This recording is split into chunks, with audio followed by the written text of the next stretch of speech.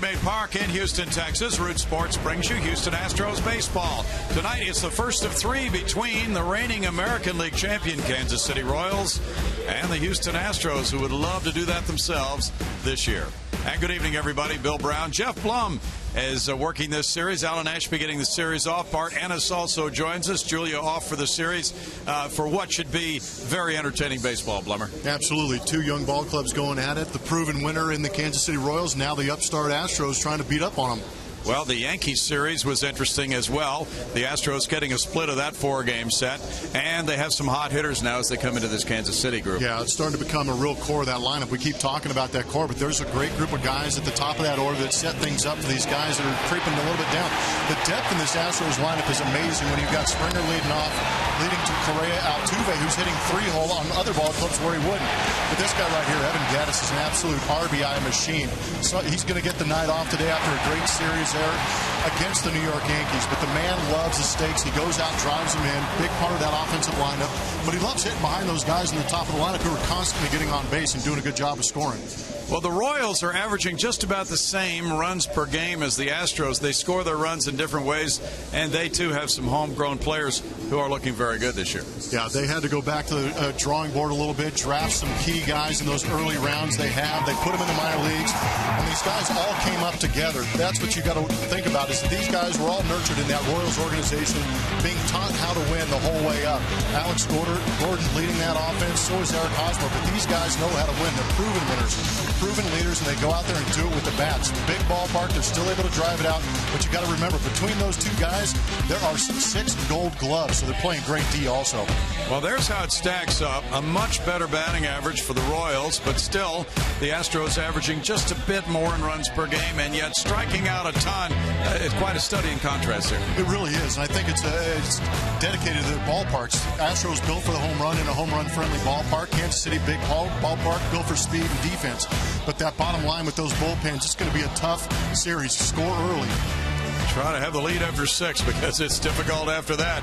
Coming up, Battle Royal. First the Yankees, now the defending American League champs are testing the mettle of the Astros' young core. Can Lance McCullers, Carlos Correa, and the rest of the Astros pass another playoff-style test? The Battle Royal begins next.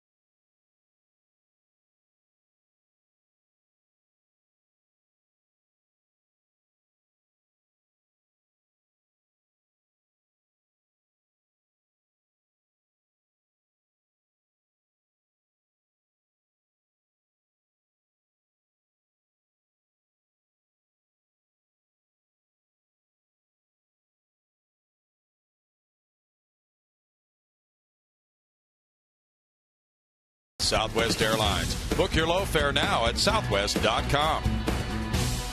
Coming up, sales pitch.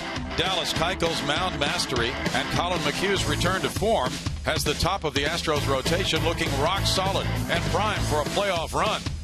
But how does Lance McCullers fit into the mix? Bart starts that discussion when we return.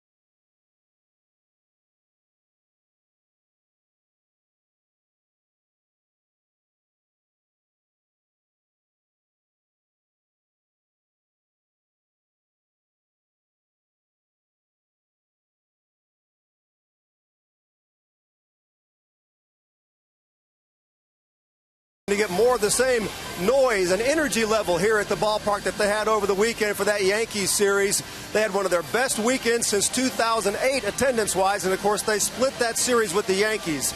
And in the two games they won, they got great pitching performances from their top two starters. And that takes us into our pitching performance powered by Kubota, taking a look at what Dallas Keuchel did first on Thursday against the Yankees. He had it all going, struck out 12 en route to a complete game, 4-0 shutout. He scattered 6 hits, all singles, during his second shutout in less than a month. He had all 4 pitches going, and he will get the start against the Royals tomorrow. And then yesterday, Colin McHugh did the same thing. He allowed just 2 hits, both singles, and 1 run while striking out 8 innings of work. It was his 3rd straight win. Those 2 guys are a combined 18-6. Keuchel leads the team with 116 and a 3rd innings pitched. McHugh 101 and 2/3. So they're hoping that tonight's starter, young Lance McCullers, can solidify himself in that number 3 spot. Of course, Scott Feldman due to be back with the club after the All-Star break, but McCullers has just been sensational since being called up on May 18th. He's 3-2 with an ERA of 2.33 and a whip of just 104. He also has 52 strikeouts and 46 in the 3rd innings pitched. That's great, but that also piles up a big pitch count early on. I asked A.J. Hinch about how the Astros would approach him in terms of his innings pitched. He said they will be cognizant of how many innings he pitches over the second half of the season because they want him to have something left in the tank when they get into the postseason. Not if, but when they get into the postseason. So Lance McCullers off to a great start. Not a ton of work as he made a quick way through the minor league system of the Houston Astros. Just about ready for first pitch. Let's go back up to the broadcast booth. Bill Brown and Jeff Blum. Guys. Thank you, Bart. There's the 21-year-old right-hander.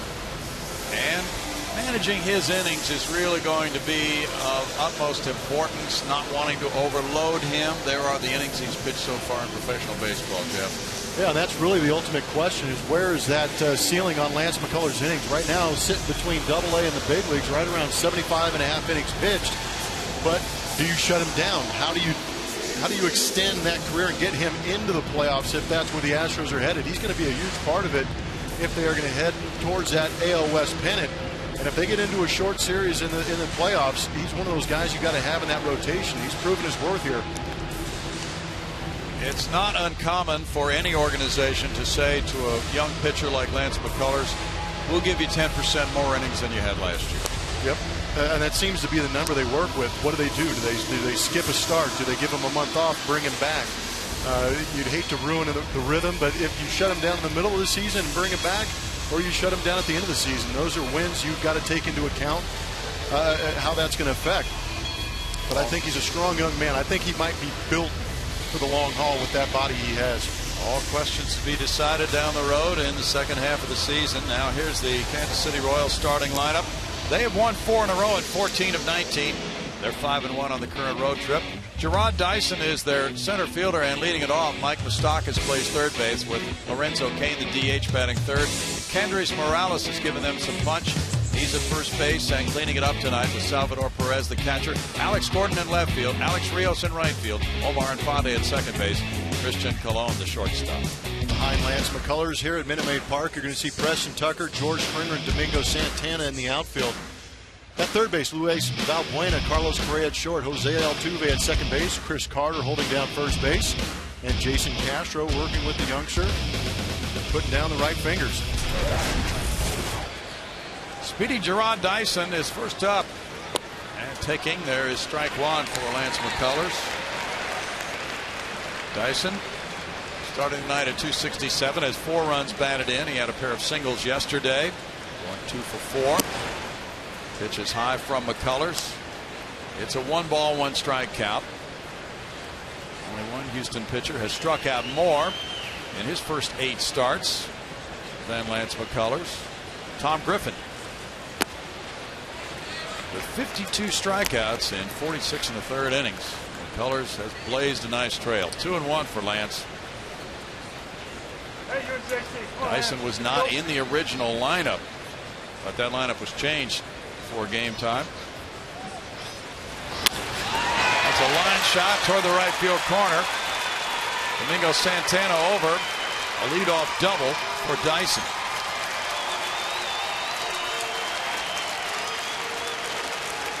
Fifth double of the year for Dyson. And some Kansas City fans have come out tonight. A little bit of royal blue out there, but get ambushed in that start. I'm sure Gerard knew he might have a shot at being in this lineup, getting prepared as if he was starting, and eventually inserted. Ready to jump on that fastball. Fifth double for Dyson. He's on for Mike Moustakas.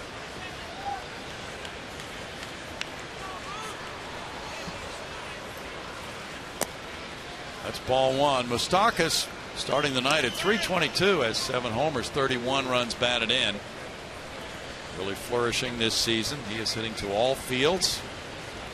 And those who have followed the Royals all year say it started here right before the season when the Royals played the Astros at Minute Maid Park in a couple of exhibition games. 2 balls, no strikes. He was bunting. He was hitting to left field. Ned Yost took notice of that and made him his number 2 hitter opening day. And Moustakas has really taken that to heart. He's hit 346 on the road.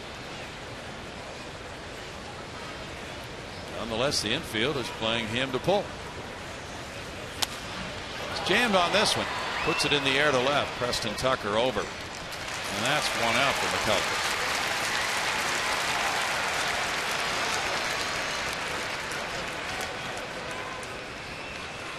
The Royals have the best winning percentage in the American League at .611. They've won 44 and lost 28, and they lead Minnesota by 5.5 games in the AL Central. They are 13-6 against the clubs in the American League West. McCullers looking back at Jose Altuve near second base. He's going to stand right there close to the bag. Lorenzo Cain is the batter. They're trying to guard against Dyson stealing third. So it's almost like a first baseman holding him on. Foul back, strike one. Dyson is one of those speedy Royals. He's 8 for 9 in stolen bases. Last year he had 36 steals in 43 attempts. And last year he stole third base 10 times.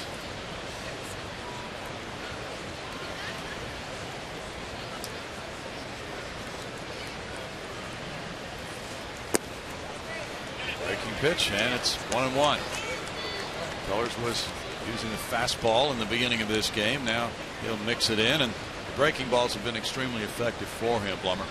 He's got a great one. Everybody breaks everything down as much as they can, and the rumor with Lance McCullers is he has an incredibly high spin rate on that breaking ball, but they are very concerned with what Dyson is going to do out there. Extremely. Altuve running in to say something. At the beginning of the sequence when Dyson had reached second base, something apparently was yelled out to McCullers from the bench because he looked over in that direction. Then Altuve set up so close to the bag.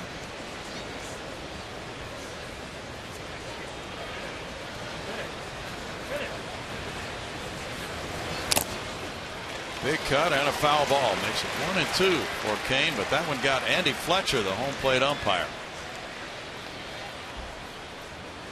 It's not good. You don't want to see that get any part of the hand. See him flexing that right hand. It's a just goal. Four-seamer from Lance McCullers. Gets good ride out of it. Oh, wow. Oh, off the mask. A couple of guys taking a beating on that one. Bet they did. Castro goes out to talk it over with McCullers. Nate Lucero's down there trying to get some TV time, too.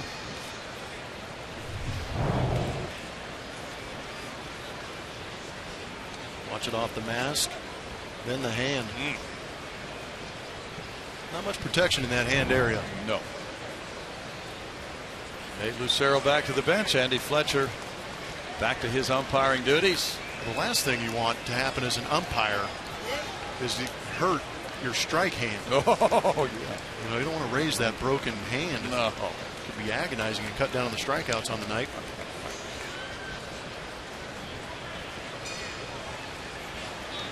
And the throw goes back to second. So Dyson fully aware that the Astros are paying a whole lot of attention to him at this point. These two teams split their season series last year. The Astros swept the Royals in Kansas City, and right after that Kansas City began its turnaround. Swing and a miss. Kane strikes out.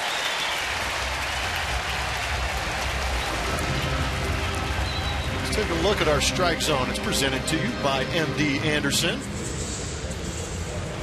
We know that Lance McCullers can strike guys out. Good fastball. Speed those hands up and then snap off a nasty breaking ball in a two-strike count.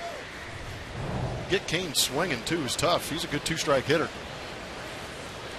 Kendrys Morales has joined the Royals this season and has really provided a lift, driving in 48 runs.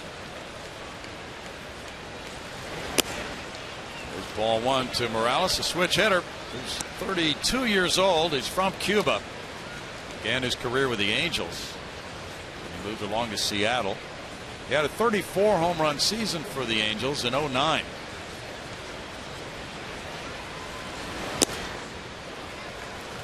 And the count goes to 2-0 with Salvador Perez on deck. JC now, here we go. JC. The Royals, of course, defending their championship from last year, but getting very little respect in the preseason predictions. Have gone out to prove people wrong. It's 3-0. They were predicted by Fangraphs to win 79 games. And Pacoda, another prediction service, predicted they would win only 72 games this season after they were 89 and 73 last year. That's called a strike, and that makes it 3-1. He seemed a little offended when that guy made that comment, huh? And there's where they are right now, atop the heap in the AL Central, 5.5 in front of the Twins. Tigers trail by 6.5. The Indians and the White Sox round out the pack. Much like the AL West, I bet a lot of prognosticators expected that to be the other way around. It's not been a good year so far for those people. The Royals, though, have added to their club from last year, and they feel well fortified. They hope to get some pitchers back from injuries in the second half. Morales takes a walk. So with first base open, the switch hitter batting left doesn't see a whole lot to hit. Now it's Salvador Perez coming up. It's got to be nice having, or for Ned Yost to have a guy like Kendrys Morales who can switch hit, has a little bit of pop, and provide some serious coverage for when Eric Hosmer's in there. That's probably one of the things they were lacking a little bit, is how some of those right-handed bats stacking up a little bit. But now they mix in that switch hitter who can hit pretty well from both sides of the plate, create some depth in that lineup. That's an excellent point, because Billy Butler was their DH and they allowed him to leave, and Morales has replaced him quite well. Perez at 271 has 12 homers. He's driven in 33.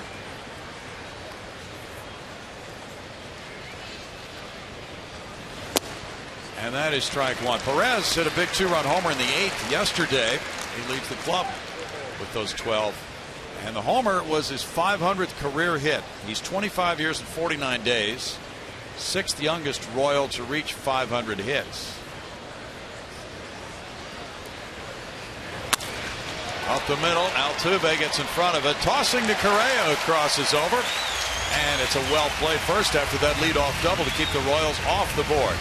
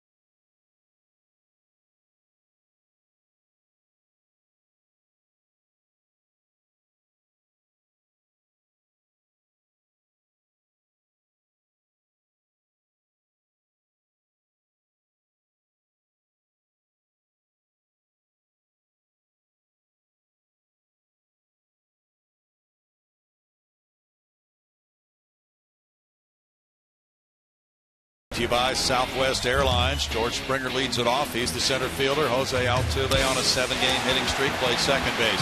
For the first time in the number 3 spot, it's Carlos Correa, the shortstop. The cleanup man is third baseman Luis Valbuena. Chris Carter's at first base. John Singleton, the DH. Preston Tucker in left field. Domingo Santana in right field. Jason Castro, the catcher. Joe Blanton for the Kansas City Royals. Yep, I said it. Joe Blanton making his 3rd start on the season. He's had 7 career starts against the Astros. He's 3-2 with a 2.77. Hadn't pitched since 2013. And he has lost some pounds since you may have last seen him in uniform. There's ball 1 to George Springer, about 20 pounds. 2-0 with a 1.73 this season. A whip below 1. Springer gets underneath it, pops it up. Second baseman Infante makes the catch. Defense for the Kansas City Royals. Alex Gordon, mentioned the Gold Gloves in the open. Gerard Dyson out there in center. Alex Rios in right field. Mike Moustakas at third base. Christian Colon in at shortstop for Escobar. All-star vote leader at second base. Omar Infante at second. Kendrys Morales out there at first for Eric Hosmer. Salvador Perez, another Gold Glove winner behind home plate. Jose Altuve moves into the batter's box with his 7-game hitting streak intact, a .292 average, 6 homers, 30 runs batted in for Altuve. He was 6 for 14 with a homer against the Yankees, taking ball 1. Well, Blanton is coming off a 4-1 win at Seattle Monday, in which he allowed just 2 hits and 1 run over 6 innings.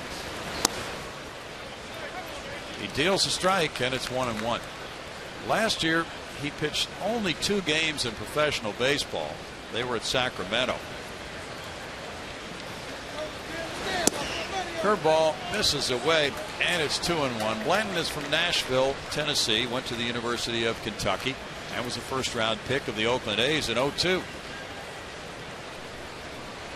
He's won 87 major league games. Altuve lays off the breaking pitch. 3-1. Quite a story to bring him back to the major leagues. His last year in the majors, 2013, he was 2-14 with a 6.04 ERA for the Angels. Pitched very little last year and wasn't planning on pitching this year. Line to third for Stockton. Bad luck for Altuve. The Moose fans, Kansas City, can be heard.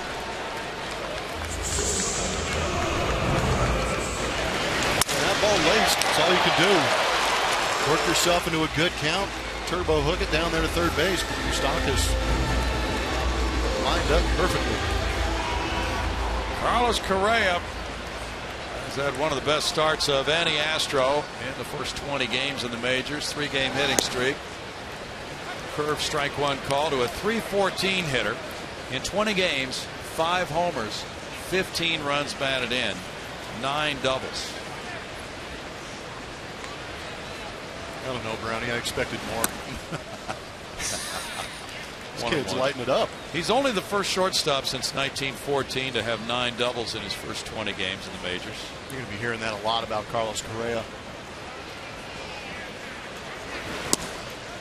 And he takes the changeup for a 2-1 count. He has a .593 slugging percentage. That's up in the Jeff Blum neighborhood.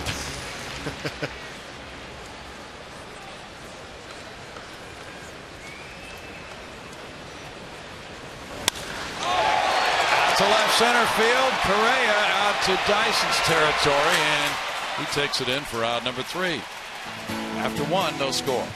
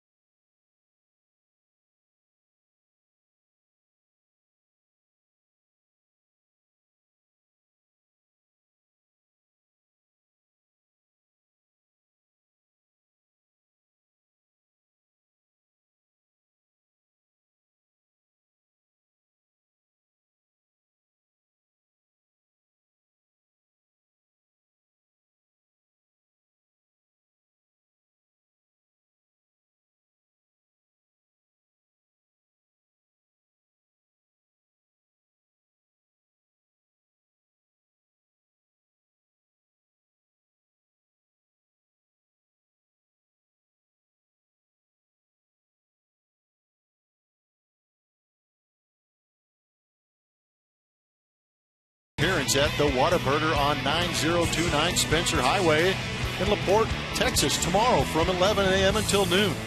For more information, visit astros.com/appearances. Very congenial fellow.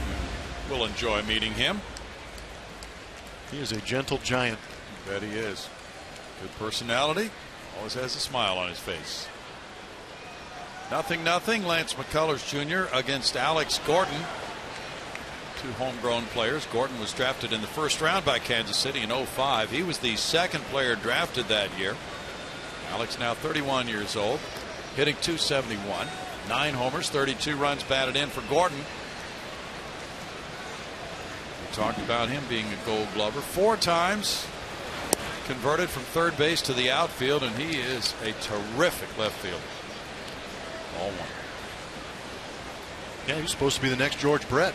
True. Luckily, he kept the stick. That's a lot of pressure.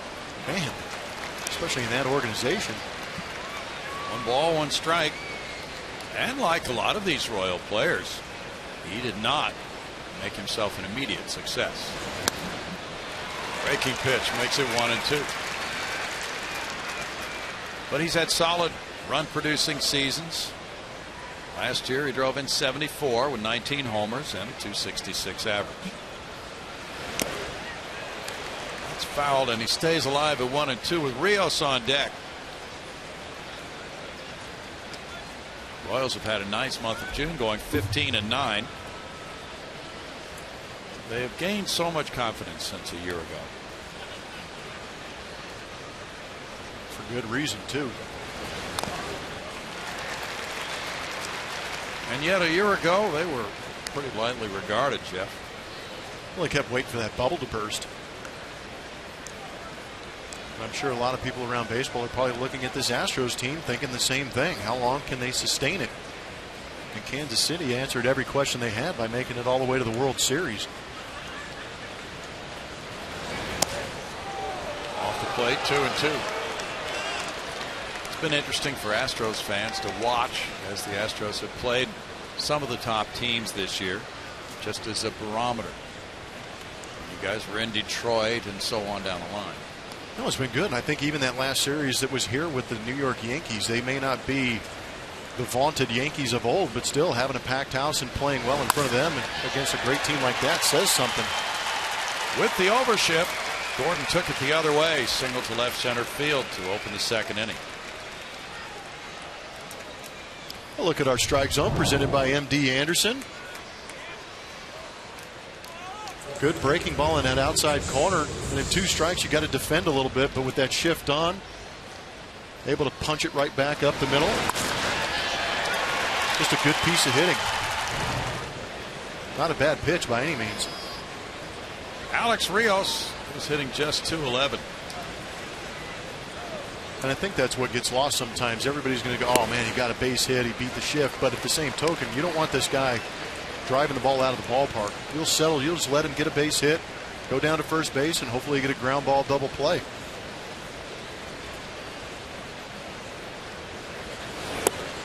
Rios takes a look at it. It's 1 ball, 1 strike to Alex. He's 34 years old, came up through the Toronto organization. Playing for Texas last year. He has spent time on the shelf, broken bone in his left hand this season. 1-2. Alex Rios is known as an excellent defensive player. He's hit well here at Minute Maid Park, .484 slugging percentage. He missed 7 weeks with that broken hand. In the dirt, and it's 2-2. Hey, far enough right now, Lance. The Royals hit well with men in scoring position. They're a contact hitting team. Unlike the Astros, just quite a study in contrast offensively, but the pitching not so much. It's pretty close. The Royals have the best bullpen in the majors, and the Astros can make a case for the 2nd best right now. Therefore, should we just go home after 6 innings with whoever's leading, because that's the way the form chart reads on both these clubs? I'm in.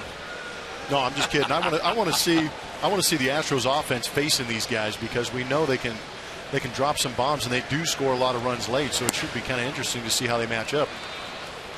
Full count now on Rios. Gordon has 1 steal in 5 tries. Omar Infante's on deck.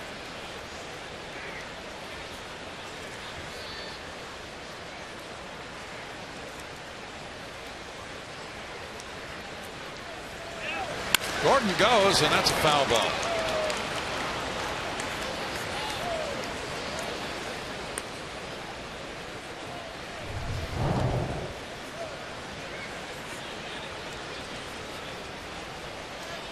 Yeah, Lance hasn't been exactly pinpoint accurate here early. Bullpen got a nice break when Colin McHugh went 8 innings yesterday in the 3-1 win over the Yankees. Luke Gregerson got the save. Gordon goes again.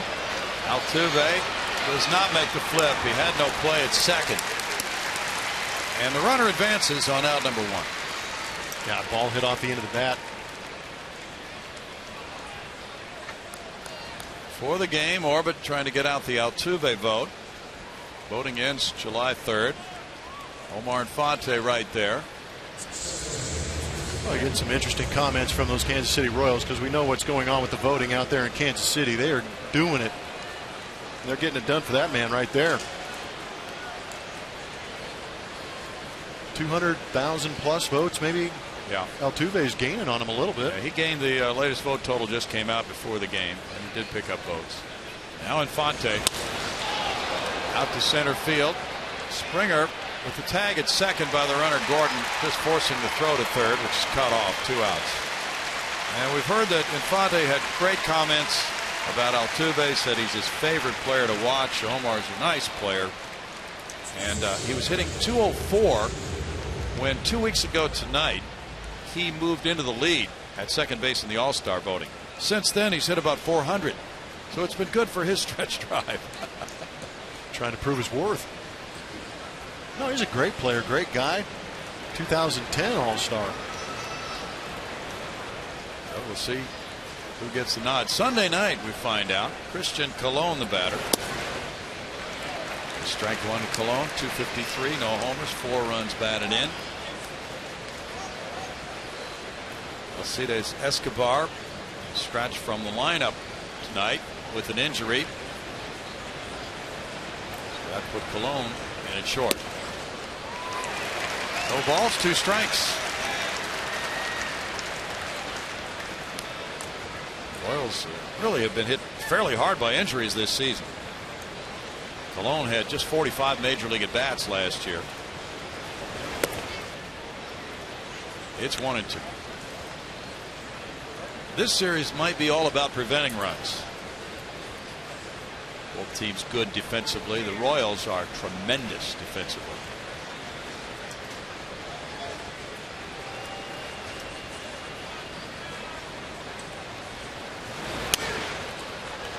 Foul ball back, keeps the count at 1-2.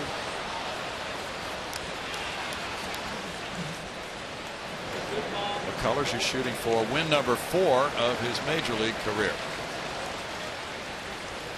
Things have happened quickly for this Astros club and for several individual players, including Lance.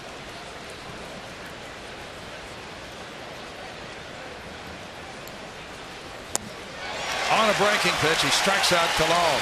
Once again, the leadoff man reaches, but strikeout number 2 ends the inning.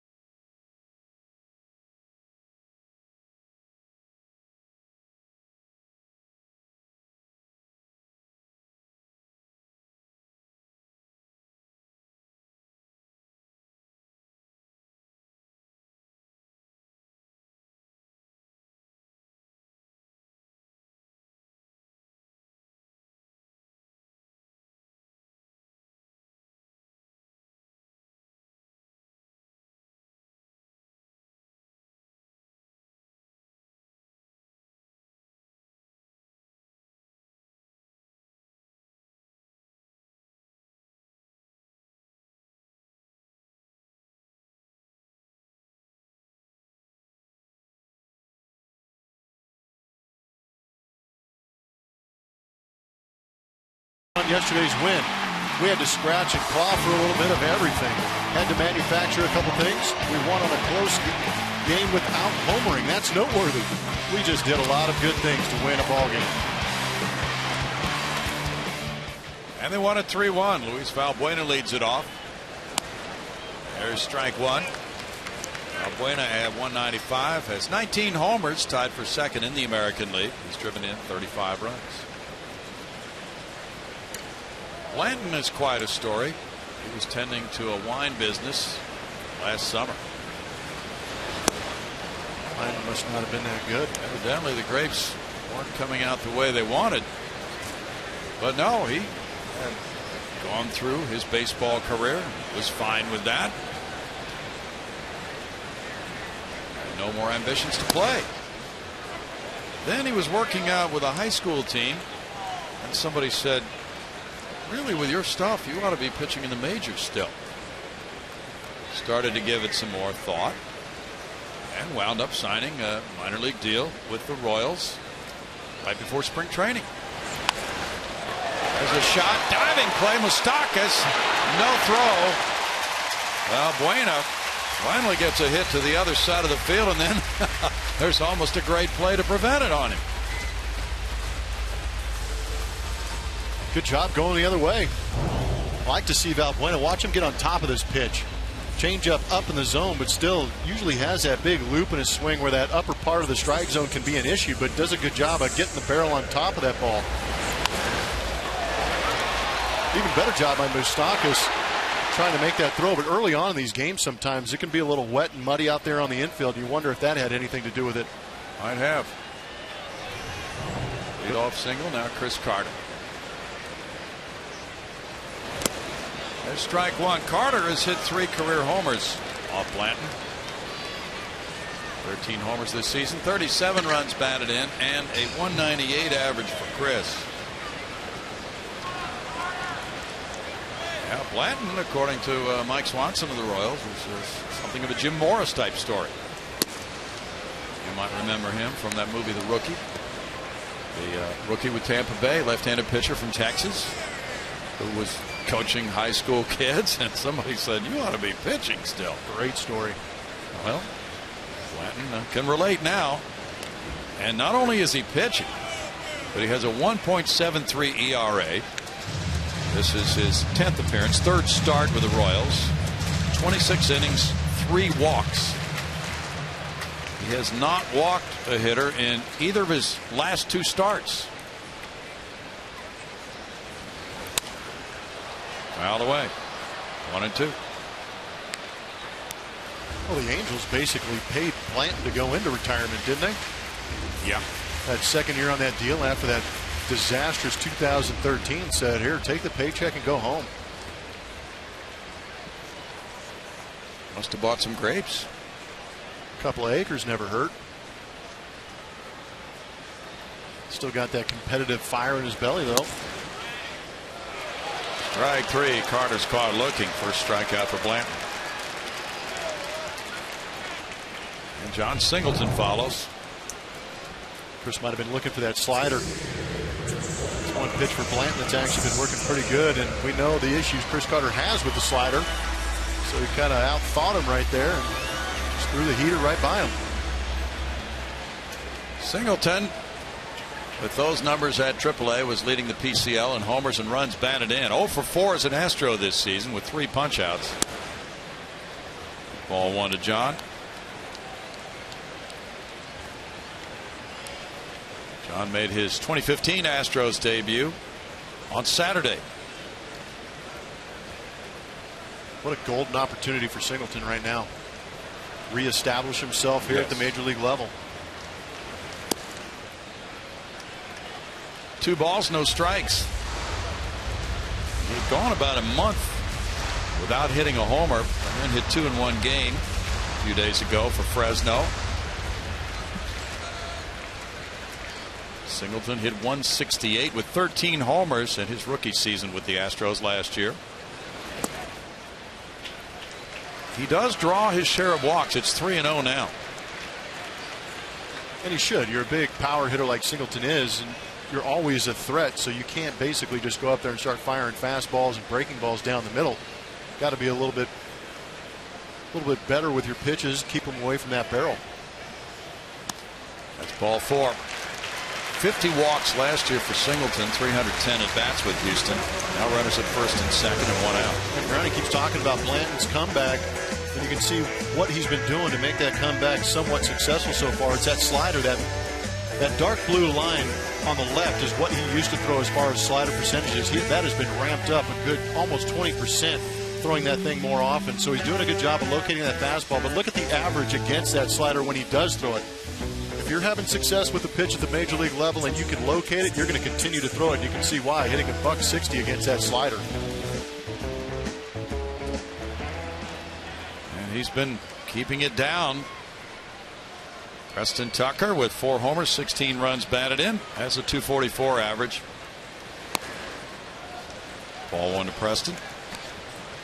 He's heard from his brother Kyle, who's now a few days into his pro career. Preston had a double yesterday in 3 at-bats in the win against the Yankees.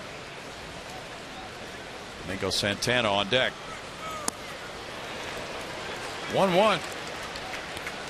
Has a brother ever replaced a brother on a major league roster? Ooh, that could make for an interesting Thanksgiving dinner. That really could. Well, you remember the 3 Alou brothers all played in the same outfield at one time. Now that makes for a very good Thanksgiving Day dinner.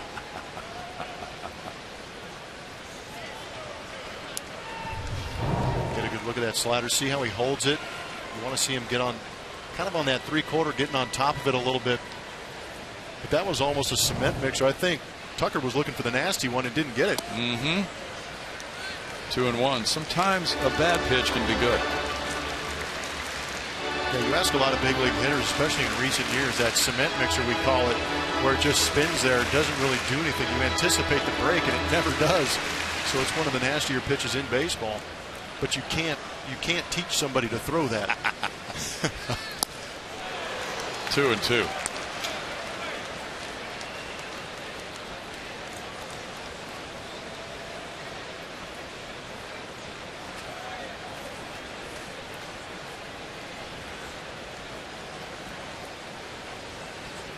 The Astros are 4-9 against the clubs in the American League Central.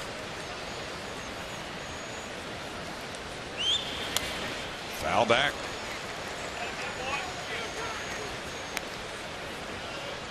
They'll take off. They have a Thursday off day. They'll travel to Boston and move back to AL East opponents on the road trip, going to Boston and then a Central team, Cleveland, and then back to the East, Tampa Bay. On a 10-game trip for A.J. Hinch, starting Friday night at Fenway Park. 3-2 to Preston Tucker. Sure you don't want to make that one, Brownie? Well, it's going to be a historic trip, isn't it? It is. Well, you've got history in Boston.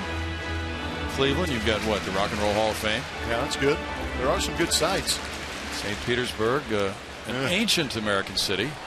Other than that, maybe not so much history. A haunted hotel. Yeah. Got to be careful down there.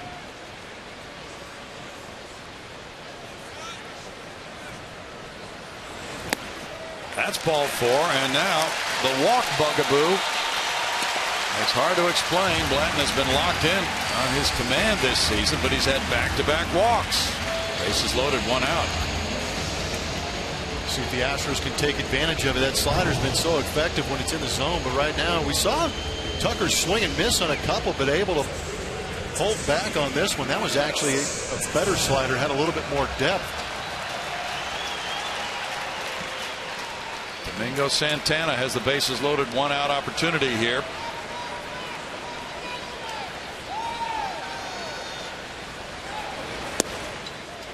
That's strike 1. Domingo at .241 with 2 homers, has 6 runs batted in, went 1 for 3 yesterday. He has hit in 4 of his last 5 games. Colby Rasmus is still out getting treatment tonight. In tight for that skin irritation that's kept him out of the previous 2 games. 1 ball, 1 strike. So he was at the medical center this afternoon during batting practice. May or may not be in the clubhouse tonight. Right now, in for a strike, and it's 1-2.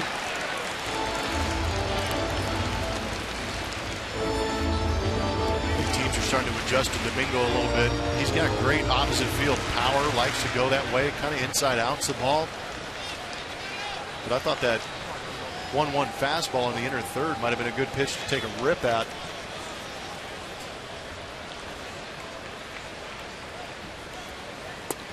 He takes, and it's 2-2. Royals starting pitchers are 32 and 24 with a 4.31 ERA. That's not where they want to be. But they have some injured pitchers right now, including their opening day starter, Rodano Ventura.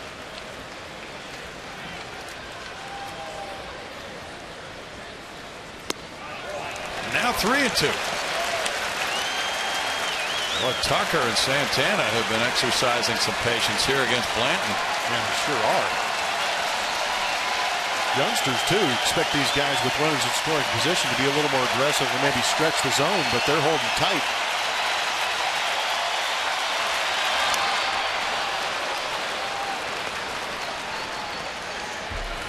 Blanton changed the eye level on him. He fouled it back.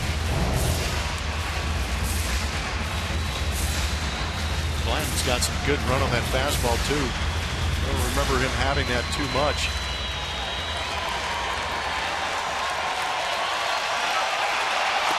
Ball 4, and Santana draws the third straight walk to force in a run. 1-0 Houston. Pretty surprising. It is. Who said you have to hit bombs to score runs, right? A different kind of Houston resourcefulness. 2 previous starts, no walks. Tonight, 3 walks consecutively to 3 players who don't have many major league at bats combined: Singleton, Tucker, and Santana. And Dave Island, the pitching coach, comes out. Settle them down and let them know you don't want this to turn into too big of a mess, because we talked about scoring runs early with these bullpens that both teams have, and the Astros have a golden opportunity in front of them. Jason Castro can really give some working room to McCullers here. .215 batting average, 7 homers, 17 runs batted in. Couple of grand slams. Fly ball. Dyson in center. Singleton tagging. Everybody's tagging, but the runner at first goes back, and it's 2-0 on a sac fly. Castro gets his 18th run batted in, scoring Singleton. Tucker goes to third. Santana back to first. And Castro had a sac fly in his last plate appearance yesterday in the 8th inning. We all want to score a lot of runs with the bases juiced, but I think a great at bat. Castro, veteran, realizing he's got a runner at third base that he has to get in. If there's anybody on those base paths that needs to score, it's that guy at third, less than 2 outs. Got an elevated fastball. Castro having a rough year, takes advantage of it, drives in 1 more run. George Springer, strike 1, top of second in the first inning. Springer's coming out of an 0 for 17 stretch. He's hit in each of his last 2 games. Prior to the 0 for 17, he had a 14-game hitting streak in which he hit .458. George went for it, and the first base umpire made that ruling, Jordan Baker. 0-2. You bring up an interesting point about Castro. Struggling this season, but a player puts himself with a first place club and is able to turn back those numbers in his own mind sometimes, right? And yeah, anything you can do to help contribute. When you look out on the scoreboard, if you're Jason Castro, you're hitting .215. Granted, that's not where he wants to be. The former All-Star, longest tenured Astro. But anything you can do to help this ball club win is a bonus. That at bat for him was a win, and hopefully that leads to more. Strikeout of Springer, and the Astros get 2 runs on 1 infield hit. They leave 2, and after a couple, they lead 2-0.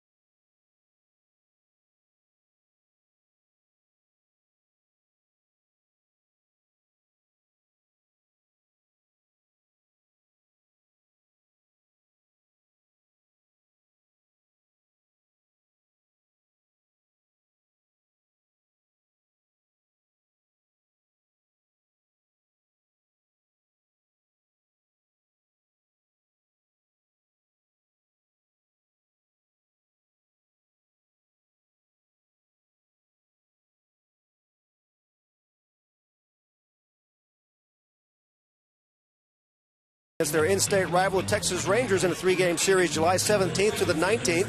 On Friday, July 17th, 10,000 fans will receive a Lone Star Series replica Silver Boot presented by Academy Sports and Outdoors. For tickets, call 1-877-9-ASTROS or visit Astros.com. The Astros need to make a decision on who will get the start in one of those games, and there are 3 candidates.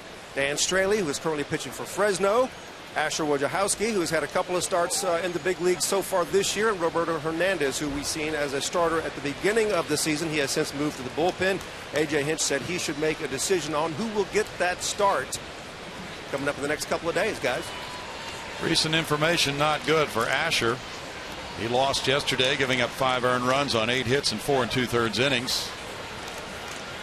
Gerard Dyson leads it off in the 3rd inning. Doesn't mean he wouldn't be that starter, but just did not have a good game yesterday at Reno. There is strike 1. Dyson led off the game with a double. And all 3 of those guys know what's on the line. They've seen this way this rotation has kind of formed itself. Some of those injuries at the back end of the rotation leaves them opportunities, so they know what they're pitching for. A lot of competition within the organization to get here. And that's what's great for those guys, is they know the Astros are a team that will bring up guys within the organization. They've established that. 1 ball, 2 strikes to Dyson. Oh, man down. Home plate umpire. That's tough. Andy Fletcher, that's a strikeout hand. Looks like he just got done sparring. Well, the umpires do not have an easy job at all, especially when they get banged up like that. Let's see if he should have used that broke hand. He could have. Yeah. Questionable. Little roller out to McCullers. Tossed a grenade over to Carter. 1 out.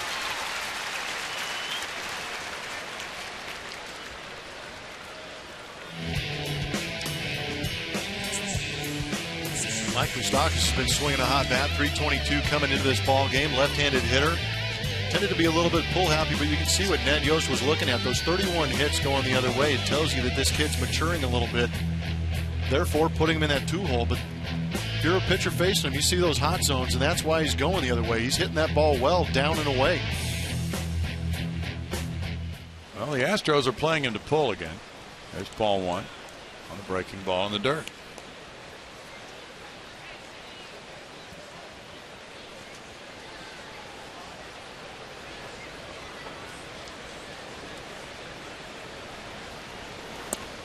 In tight, and it's 2-0 for Lance McCullers. Moustakas had a 10-game hitting streak that was snapped on Saturday.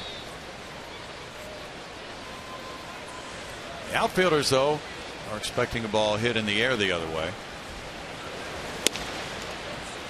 That's upstairs, and it's 3-0 to Moustakas.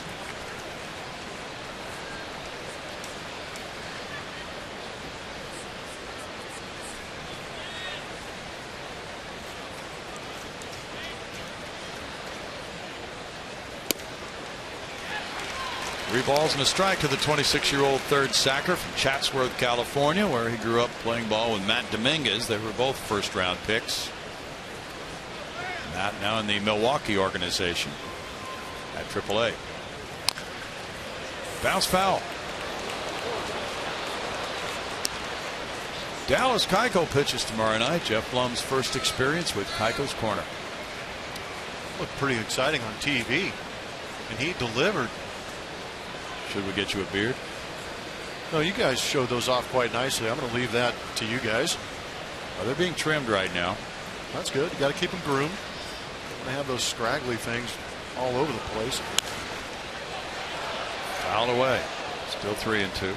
Do some manscaping? Yes.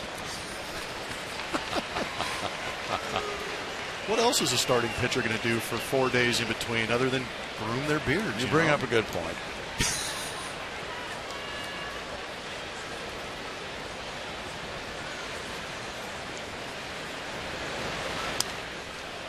Foul back. It is kind of a lazy job, isn't it, being starting pitcher? Absolutely. Somebody in the clubhouse is really mad at us right now.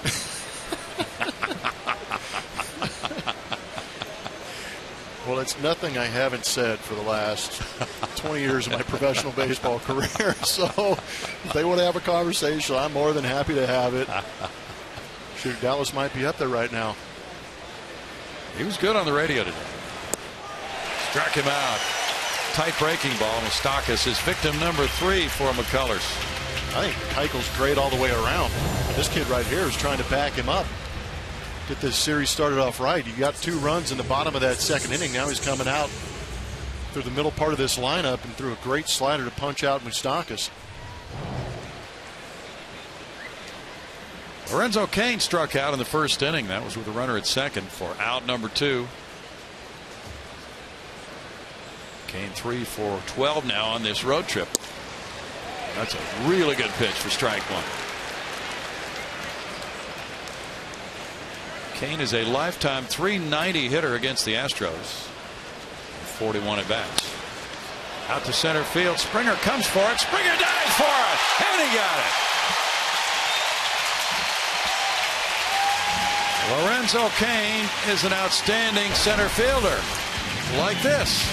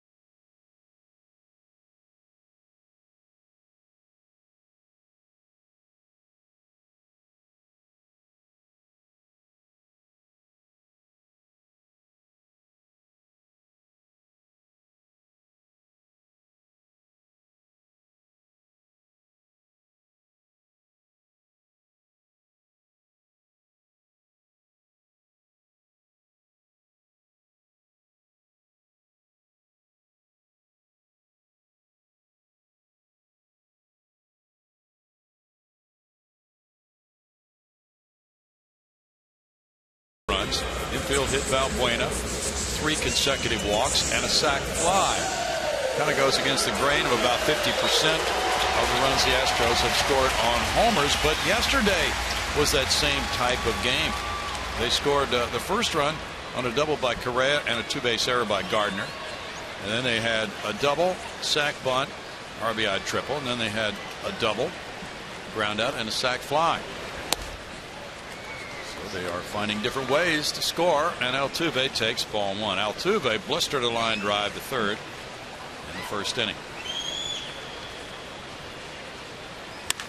He rocks this one to left. Jose Altuve and the home run trot. Number 7.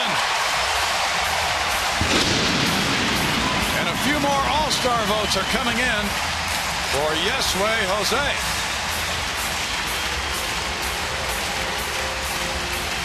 Well, Infante said he likes to watch Altuve play. Now he's got a front row seat to see what the little man can do. Hit a bullet that first at bat.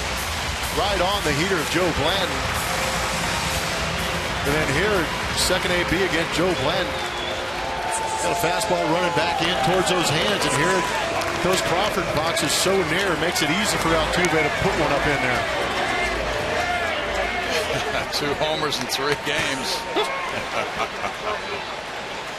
It's 3-0. Now Carlos Correa. That's strike 1. They are having some fun. Saying, Poppy, I told you. I hit a line drive. He's not going to get me the second time. That's what he's saying. Curveball makes it 1-1. That's the third homer allowed by Blanton. He's in his 29th inning with the Royals this season. That's your 3-hole hitter. Big pop. And that's where Altuve has been hitting. But today, the manager decided it was Correa. And he said, I could order these guys differently, but I like Correa with people on. And the short, and Colon takes care of out number 1. Give Altuve some love. Trying to hit that outside corner, and that fastball just running back middle in. The way Altuve, look at him, he's almost stepping out of the box in the front onto home plate to try and cut off that sinker, but the kid can absolutely throw the barrel at it. We saw last year a lot of teams trying to beat him in, unable to do it. Valbuena reached on the infield hit to third. That's a strike. We've seen a few inside strikes called in this game. Valbuena following Altuve and Correa. Altuve has tied his career high for a season in homers with 7 already. Still not yet to the halfway point of this one. Well, he got the batting average title out of the way last year, so now he's going to show everybody he's got some funk. He's multi-dimensional. 2 balls and a strike. He's come back from that hamstring injury very well.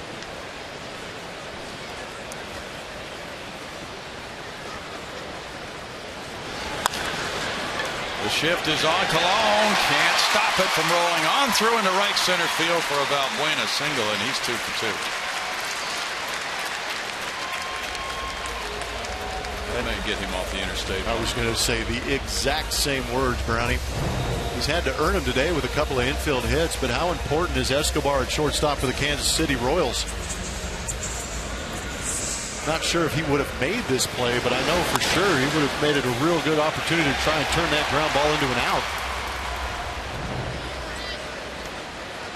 Astros continue to lead the majors in homers with 111. Chris Carter, he struck out looking earlier.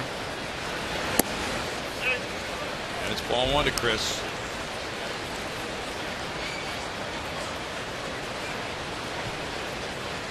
John Singleton on deck.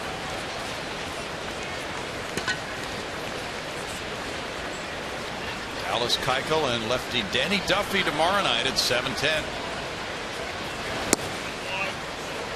Dallas is one of 3 starting pitchers being considered, we understand, by manager Ned Yost for the start in the All-Star game. How awesome would that be? Oh, tremendous. Credit for Dallas, too. We'll have to try to figure out when he's pitching. Fouled away, 2 balls and a strike. We know he's pitching tomorrow night, but after that, to lead up to the All-Star break, when would his final start be before the break? And that will have a lot to do with that decision by Ned Yost. Get that beard in the All-Star game. Dallas on radio today didn't want to think about that. That's what I love about this guy. He is so unbelievably focused on his job.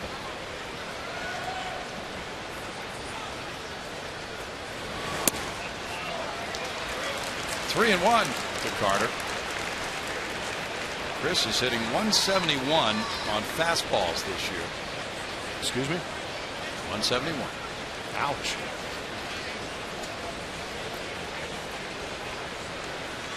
We'll see his 5th pitch here. And he hits it in the air. And foul. Turned on that one. Yep. 3 and 2.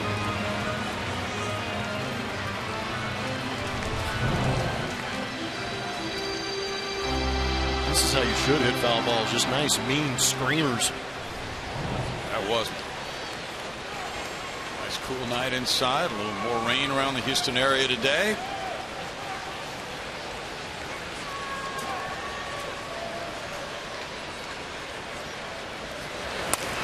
Carter fouls it back.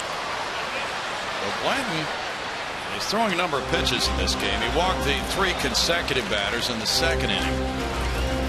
Up to 57 pitches now. In his last start, he went 6 innings. And with this Kansas City bullpen, of course, a starter need not go more than 6 in many games with a lead.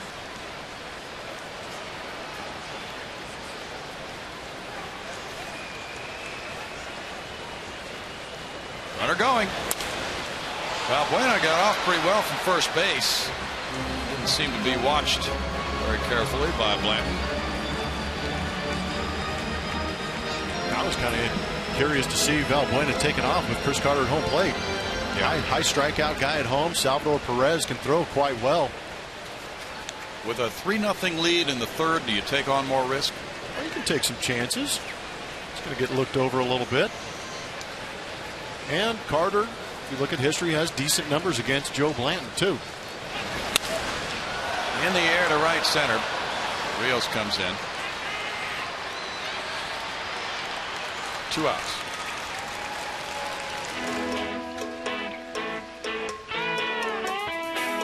These two pitchers combined in 32 starts, 18-6.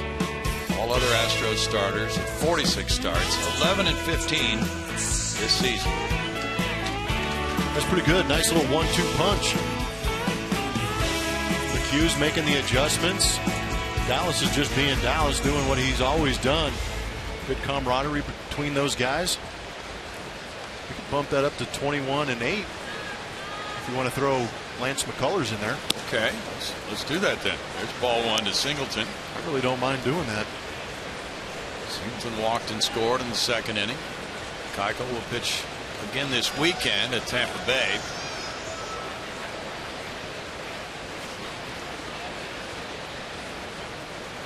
That would be the final start before the break.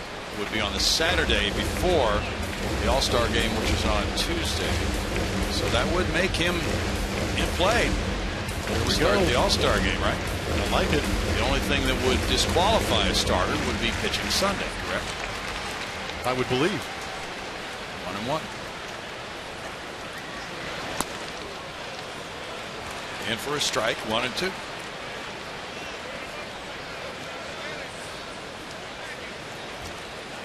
A.J. Hinch said he planned to talk with Ned Yost during this series about Astros players who are candidates to be All-Stars. Do you think he brought Dallas's 2 pitchers of the month trophies and set them down? I think he did. He said, hey, I got a guy. Ned, take a look at these in case you weren't paying attention. Oh, yeah, he's got a gnome, too. Bring the gnome in. Set up a table and put the entire resume on the table. Let Ned decide. Yep. 2-2. Tucker on deck. High to right field, majestic, but foul. That ball was pummeled. Yes, it was. Upper deck. Someone's making a leisurely walk over to retrieve it. That is some extension through that baseball. Just got a little too quick on it. Prodigious foul ball, to say the least. Okay, that wasn't upper deck. There was somebody walking around the upper deck.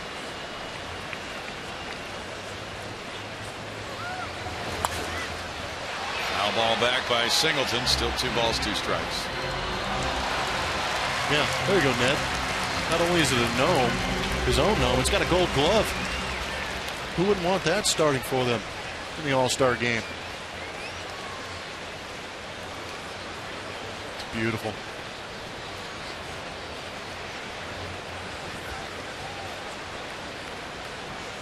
Three and 0 for Houston, 0-2-0 for Kansas City.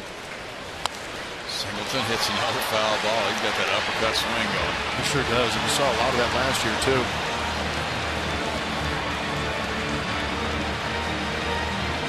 But again, we'd like to see that transition from great AAA numbers, great minor league numbers, period, for John Singleton. See those translate into helping this first-place ball club score some more runs.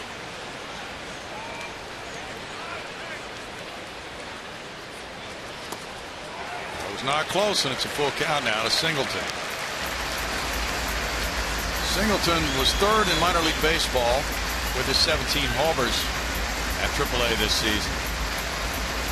And with 66 runs batted in, he was tied for the minor league lead with A.J. Reed. There's Lancaster playing first base for the Astros affiliate there. Are going. Ball 4.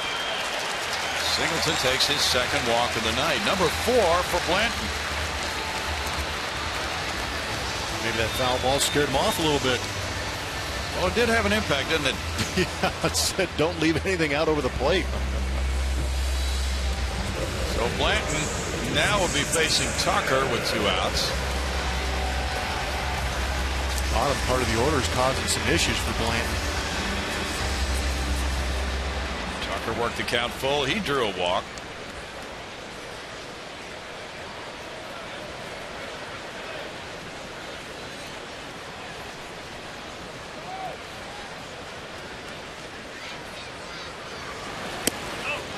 He checked his swing. No, he didn't. Jerry Meals, the crew chief, saw a swing there. Yeah, he's saying wow, and I think I would be saying wow on that call.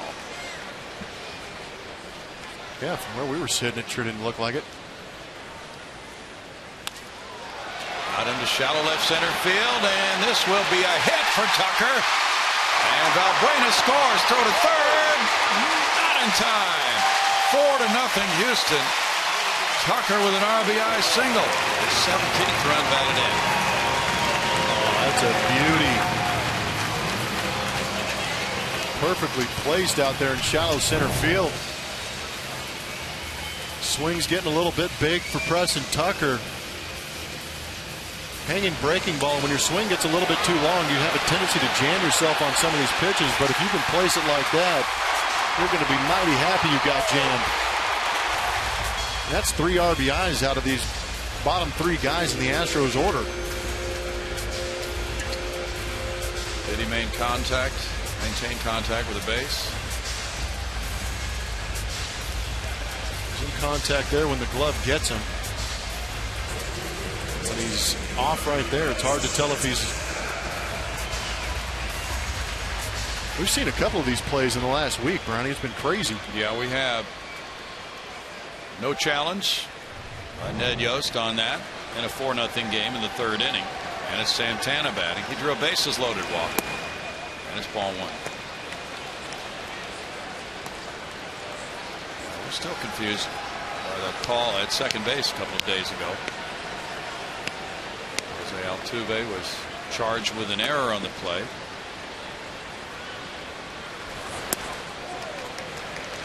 It's 2-0.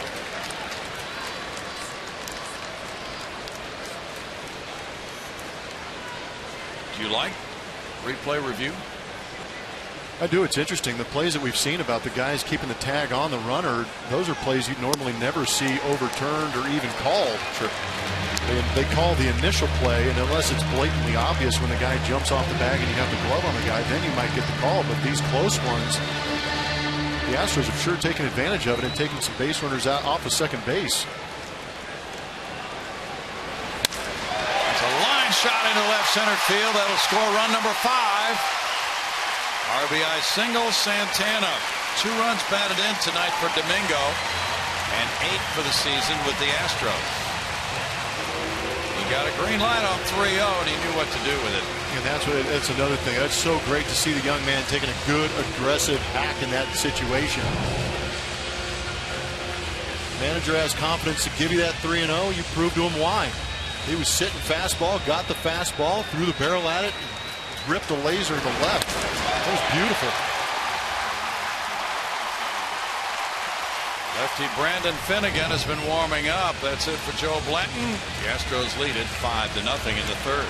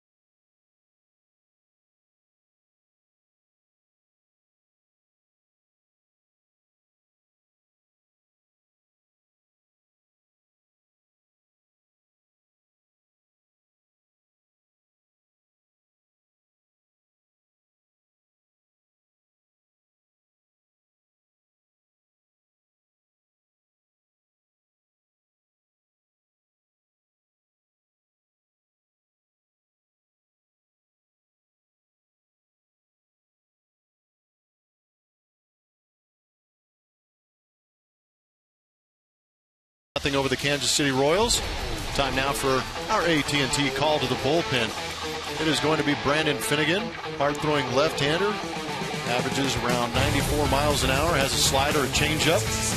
Making his 9th appearance, last pitched on June 21st. When he threw an inning against Boston, he gave up 3 hits, 3 earned runs, a walk, strikeout. Might be a good time for Astro hitters to keep piling on here.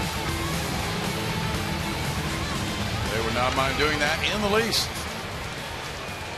Brandon Finnegan, the lefty from TCU, and the Royals are #1 in bullpen ERA. Fewest home runs allowed, second in opponent's average to the Astros bullpen. Really difficult to break through against these relievers.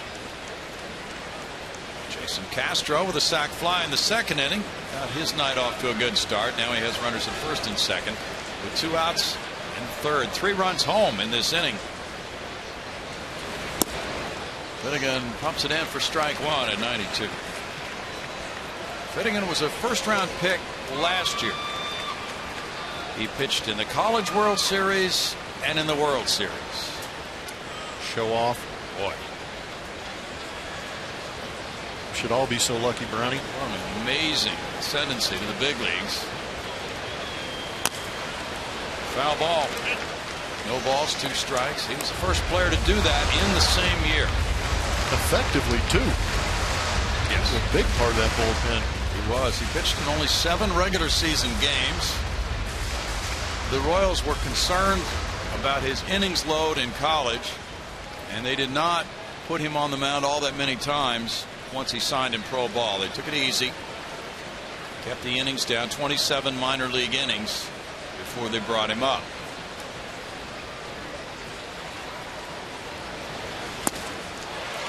He strikes out Castro, but the Astros add to their lead.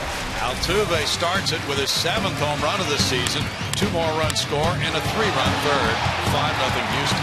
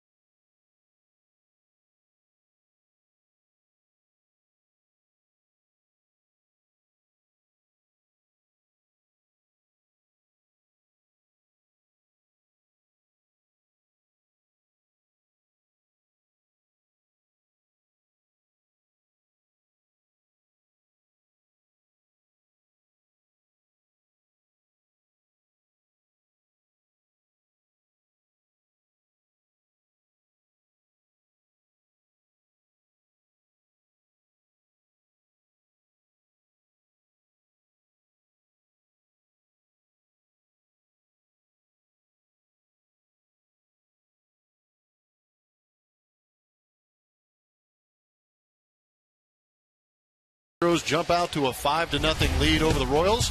Our TXU Energy Power Player of the game, Hendrys Morales, re-emerging as an offensive force for the Kansas City Royals.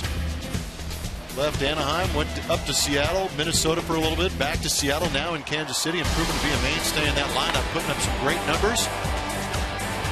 Nice piece of that offense, picking up where Billy Butler left off. Provides that switch hitting power bat that they needed to back up Eric Hosmer. Hosmer not in the lineup tonight. He's banged up.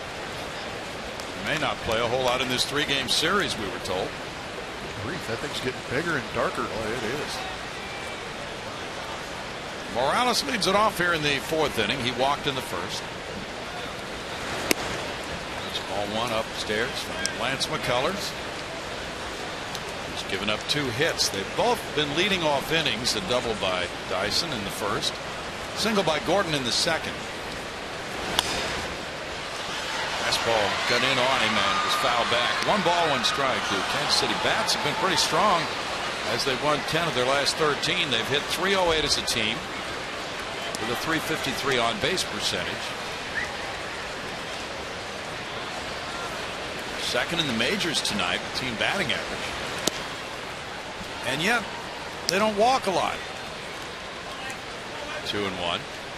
Don't walk a lot, don't strike out a lot. Yeah, these guys are up there hacking. they are good bad ball hitters. It's in for a strike. 2-2. And Morales has walked 23 times. But some of these guys are under 5 walks for the season. Everyday players struck him out. That's number 4. In fact, Salvador Perez, he has 4 walks this year.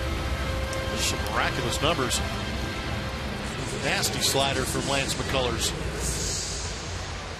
See how he creates that rotation, that spin, keeps it tight, keeps it low. Good stop by Castro. Salvador Perez with just 4 walks this year, and he's had 255 at bats. I think I might be able to top that. What do you have? I can't. Omar Infante has 3 walks. There you go. There's a good one. 241 at bats. You win. Okay. That's incredible, though. Isn't it? I couldn't even do that. Well, it takes a certain mentality, doesn't it, not to walk? Yeah, it really does. 0-2. Omar Infante. But again, it's one of those things. The strikeouts for the Astros are masked by all their home runs and wins. Yeah. And the Royals mask all their walks by winning. Winning does mask a lot of things, doesn't it? Sure does. Makes everybody a lot more personable, too. Well, both these teams are wearing a pretty nice mask right now. Both have won 44 games.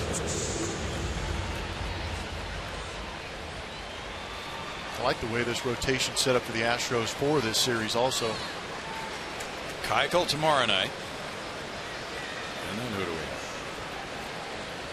Vince Velasquez on Wednesday. And Lance McCullers, you give him a 5-run lead, let him go out there and throw some fumes out there. Then you get Keuchel tomorrow. Be down 0-2 in a series real quick. Ball 1 to Gordon. We're hearing about Ned Yost's philosophy. Just show up and play that game, and don't worry about anything else. Fly ball to shortstop, running third, Luis Valbuena. And he has out number 3. These shifts are fun, and they're working. And that's 9 straight retired by McCullers. He leads it 5-0.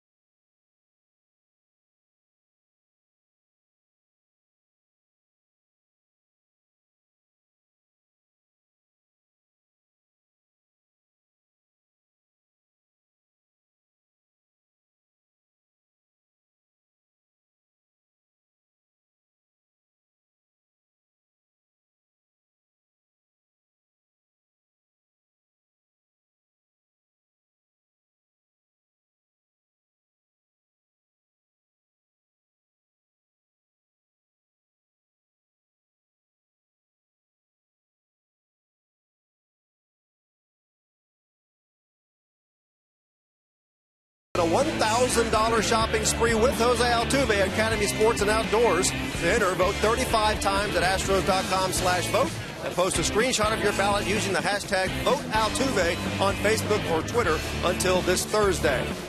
And that is a perfect segue into our Progressive Insurance fan of the game. Jose Altuve got that big rally started in the third with a home run into the Crawford boxes out here. It bounced around and a group of firefighters came up with the baseball and immediately handed it to this young man right here. Patrick Christensen, how you doing, pal? Trey and Nancy are his parents, longtime Astros fans. What a nice gesture by those firefighters, huh? An excellent one, and check this out. They all signed their names on it, and Patrick now has an extremely special ball. So he has autographs, not Altuve autograph, but special autographs nonetheless, right? That's right. That's right. What a great night. My parents just moved here from from Florida, and we're all out here for a fun night. Yeah, you got the whole family here, don't you? We do. We do. And Nancy's been an Astros fan her entire life, so this is all a very special moment for them.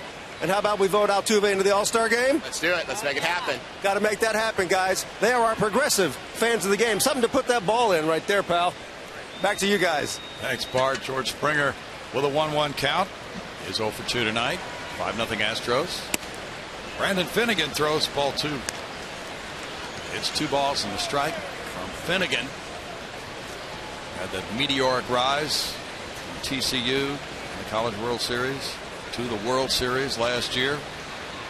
He's only 22. And the Astros just drafted this year's TCU closer, Riley Farrell, and have signed him. He was their 3rd-round pick. And he pitched in the College World Series? Yeah. Uh-oh. Back-to-back years of a Horned Frog making it to the World Series? Well, there's a liner and Infante to his left for the catch. 1 out.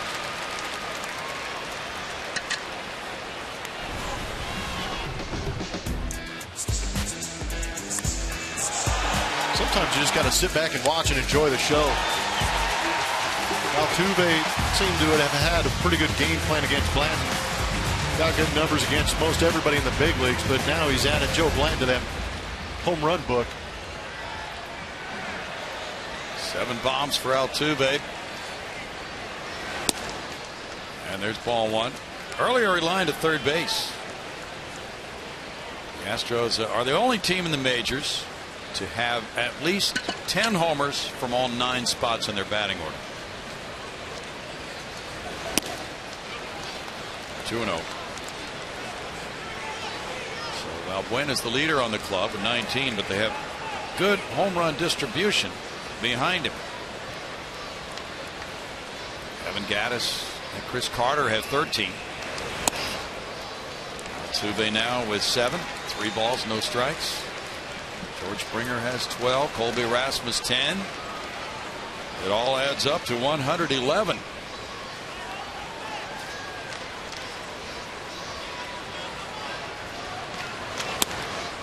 Finnegan gets a strike call. 3-1 for Finnegan. Blanton in 2 2/3 innings gave up 5 hits, 5 runs, walking 4th inning 2. Sorry about that, Brownie. I was just going to say, it's amazing how this Astros offense, they're going to have several guys with 10+ home runs.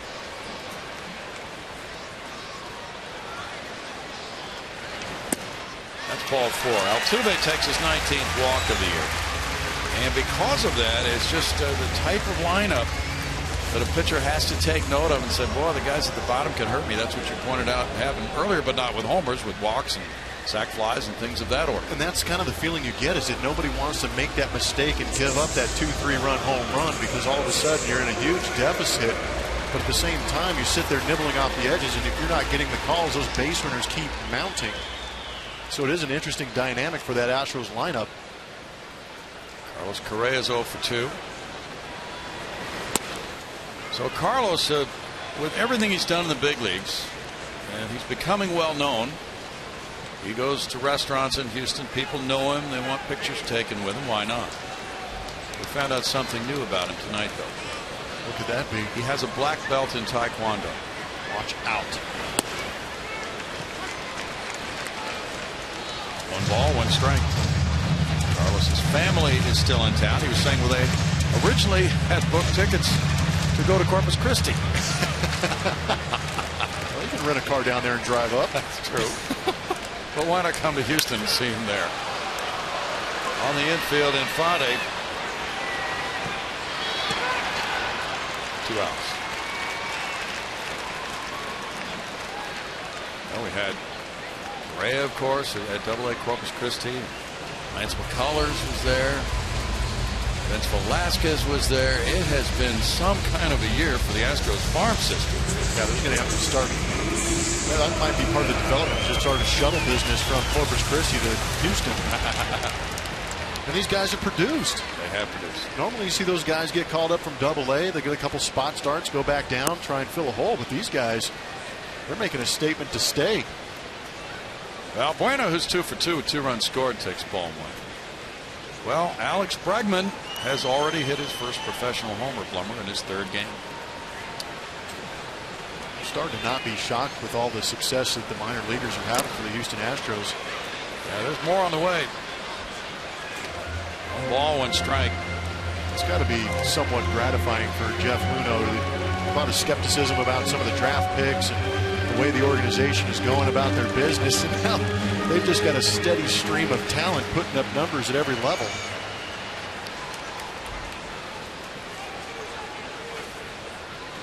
Chris Carter on deck. Two balls and a strike. The Royals, of course, really known as a small market team down through the years, have been big on developing from within the system, but they've added to that. They've ramped up their payroll now. And yet they had James Shields, really their linchpin of the starting rotation last season, and really couldn't see their way clear to come up with the kind of money it would take to retain him. He went on to San Diego. So they've gotten a lot younger in that rotation with Rodano Ventura, who was there last year, taking over as the ace.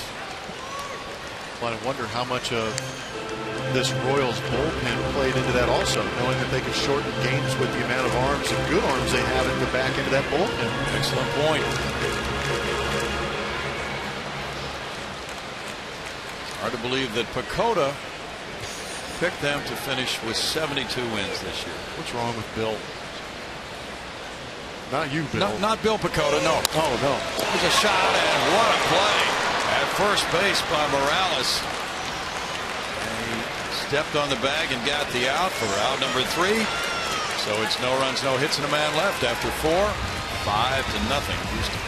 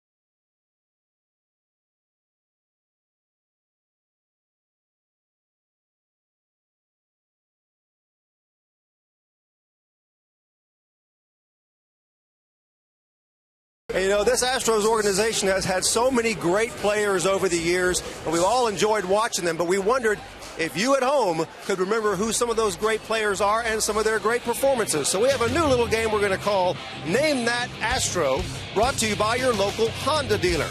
So tonight's first entry He's a two-time All-Big 12 pitcher at Texas. Spent 11 years in a Houston uniform. He was an All-Star in 2000. And he was the opposing pitcher in Chicago when Kerry Wood struck out 20 Astros. Now, we will name that Astro later in the game, but put your thinking caps on and see if you can get it at home. And as I go back up to the broadcast booth, Brownie, Blummer, can you name that Astro?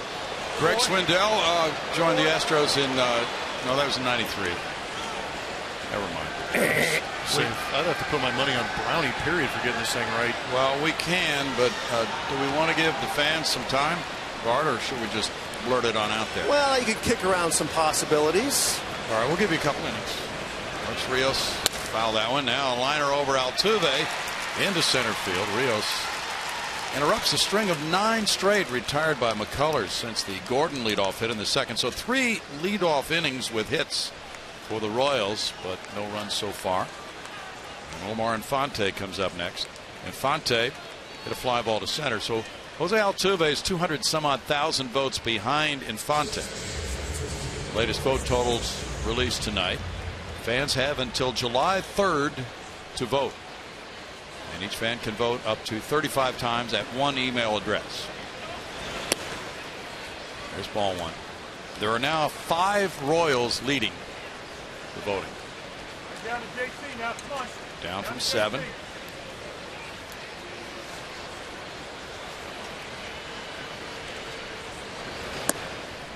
Josh Donaldson of Toronto now has moved into the top spot at third base.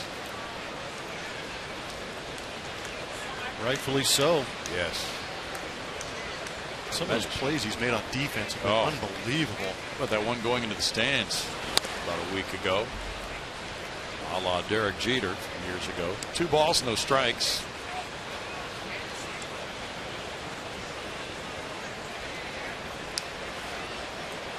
Well, we'll know on Sunday night. They will be announced. Salvador Perez is second in voting overall in the American League. Omar Infante has 7,514,000. Jose Altuve 7,282,000. Tap to shortstop. Correa charging, gets it to Altuve, and they get the force play on Rios. 1 out.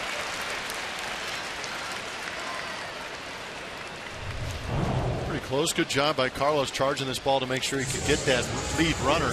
So you want to get that lead runner. Keep that double play in order.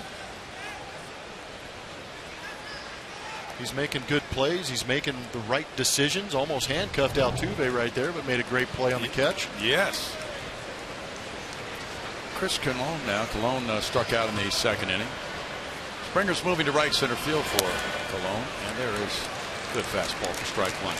The PECOTA projections we talked about. PECOTA, Blummer, stands for, this is good, you're going to love this. Oh, bring it, I'm ready.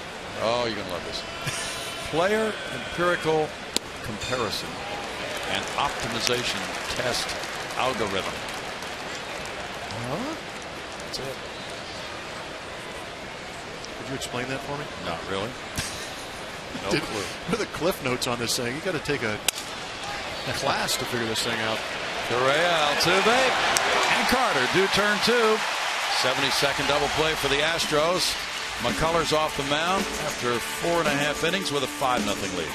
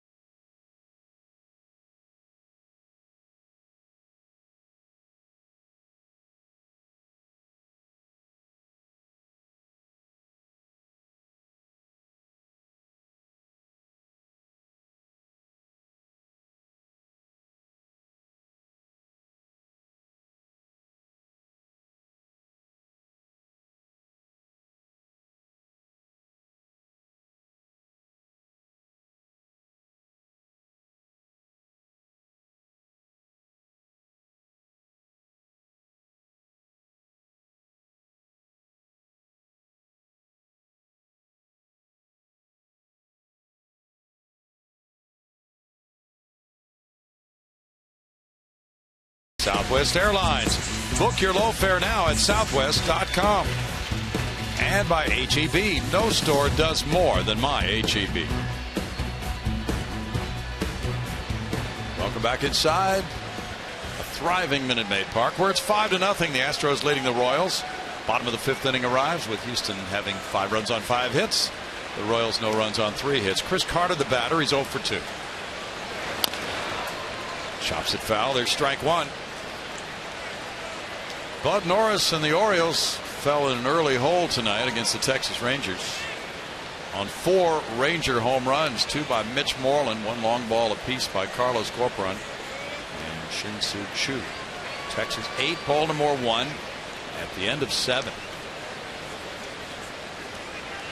But Norris had about 4 good starts in a row.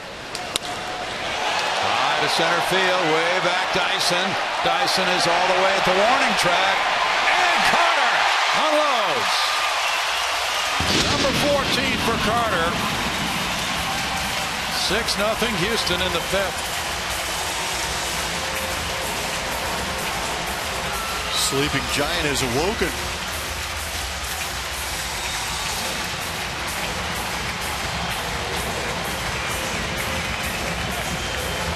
Runs batted in for Carter.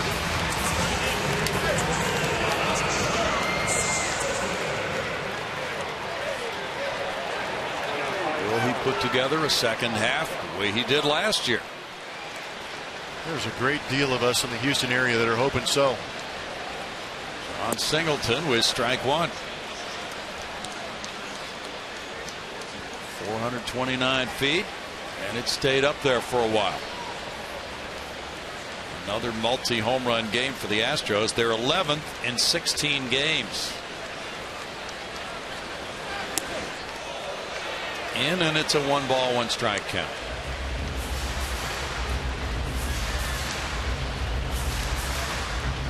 Well, Carter started probably a lot to do with the fact that he hit 3 career homers off Blanton, but he connects here off Finnegan. Ooh, even missing there. That's 2-1. Yeah, you say so. Well, I guess Fletcher actually said so. He did say so, but it looked like a pretty good pitch. Earlier in the game, he said yes to a couple of inside pitches being strikes.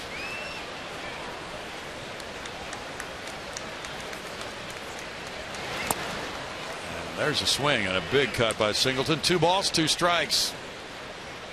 Now the Rangers, who are at 500 right now with that big 8-1 lead over the Orioles, trying to regroup. They were in a tailspin for a while.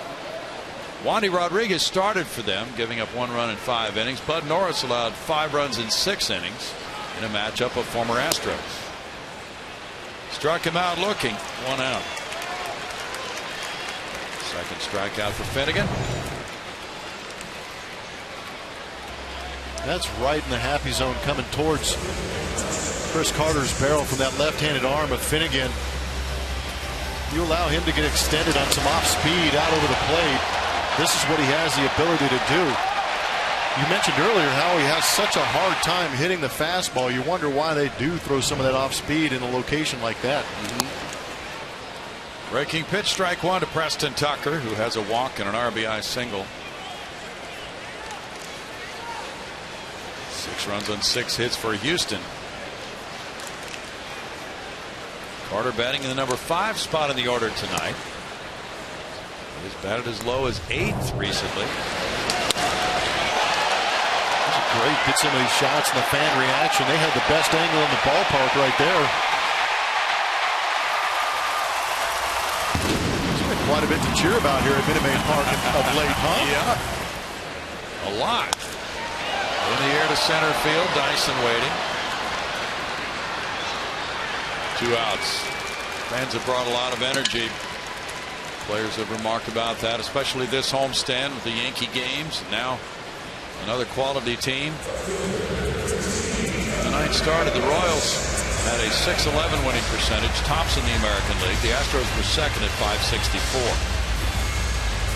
You've seen a little bit of the makeup of that clubhouse in this ball club period for the Houston Astros, because that was a big 4-game series. Sellouts, fans going crazy, well fought. then you have to back it up with a first-place team like the Kansas City Royals coming in. So far early in this game, they look like they're up to the task, which is great because sometimes you kind of see a little drop-off after a big sellout series like that against a tough ball club. That can happen. You're right. Previous series in Anaheim against the Angels, a couple of one-run losses for the Astros, but they've had that quality to bounce back this year. 1 ball, 1 strike, and with what they've done so far, they have to have built so much confidence. Hayes is still hanging. That's a good haze. That's that firework haze.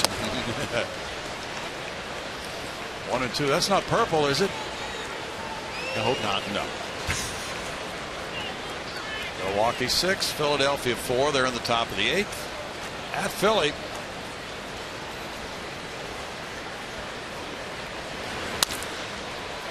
Infante on to first. The Carter home run in the 5th inning makes it 6-0 Houston.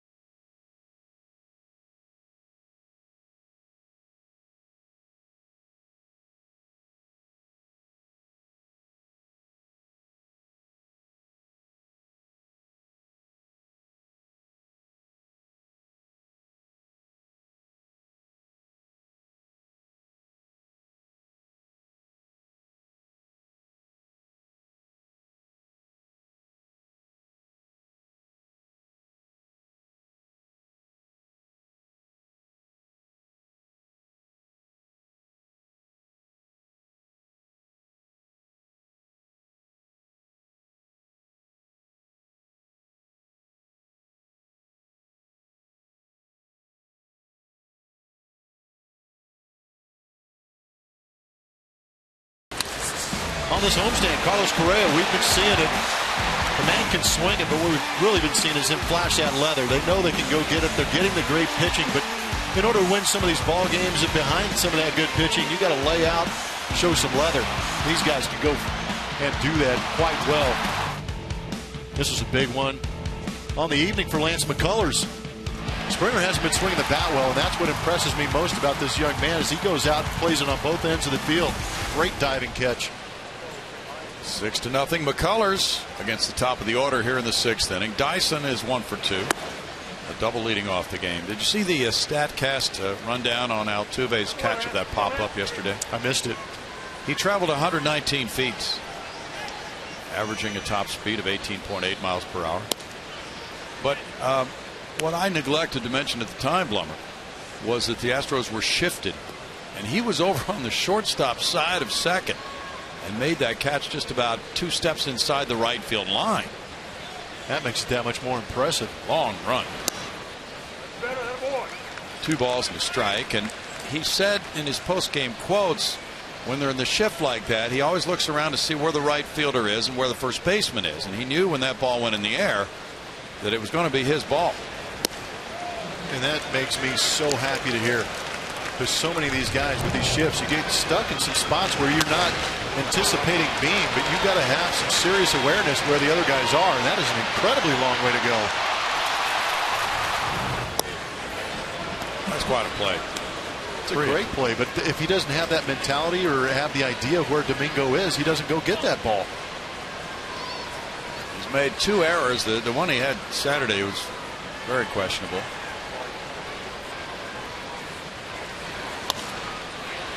In the air, a pop foul, still 3-2. And I asked Domingo would you have made that catch? And he smiled and said, well, maybe. He was very deep. Altuve's defense, since I've started doing this job, has been one of the most drastic improvements I've seen of anybody on this Astros team. Really? That's a walk to Dyson. The second of the night for McCullers. Fourth time in 6 innings the Royals have put the leadoff man on. And McCullers at only 80 pitches. He's thrown 51 strikes tonight. Nobody warming up in the bullpen. Moustakas the batter. He is 0 for 2. McCullers with more than 50 innings now in the big leagues. Add to his minor league total. There's strike one. Where will he be at this pace when he gets to that what could be an innings limit for this year? That's the question. And it depends on innings per start, of course, and whether he would be skipped or anything like that. The Astros have not had off days. This is a stretch of 20 straight through Wednesday night until their next off day on Thursday. It's another perk of this job is that we don't have to make those decisions, because that's going to be a tough one. That's going to be very difficult. Talk to this young man and explain to him that we're trying to conserve innings. Springer in center with the catch. Dyson right back late to first base, 1 out. Well, we've seen it with Steven Strasburg being shut down in the heat of a pennant race, and how angry he was.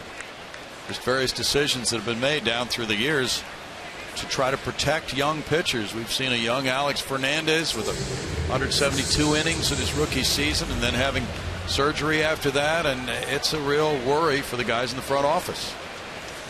And it's going to be heavily scrutinized this day and age, with Tommy Johns being so prominent with pitchers, because you're going to lose a year if they have that surgery. They're going to be gone. Off the end of the bat, Springer in right center for out number 2. So we look at some of the recent rookies and their innings totals. And Elias, of course, from Cuba, a different background, but DeGrom put on 140 innings last year in his rookie season. And Strasburg 159. Well, that's what everybody's going to look at, just because he was so high profile in that situation. But we talked about the 50 innings for Lance McCullers. Those numbers right there, you average those out, and that's where you could probably expect where the Astros are looking at with Lance McCullers. How do you pace yourself to get to that number and allow him to pitch deeper into this season? It's a tough call. Morales the batter. Strike one. He's walked and he's struck out, but the way the Astros rotation is right now, boy, it's tough to visualize it without McCullers in it. Absolutely.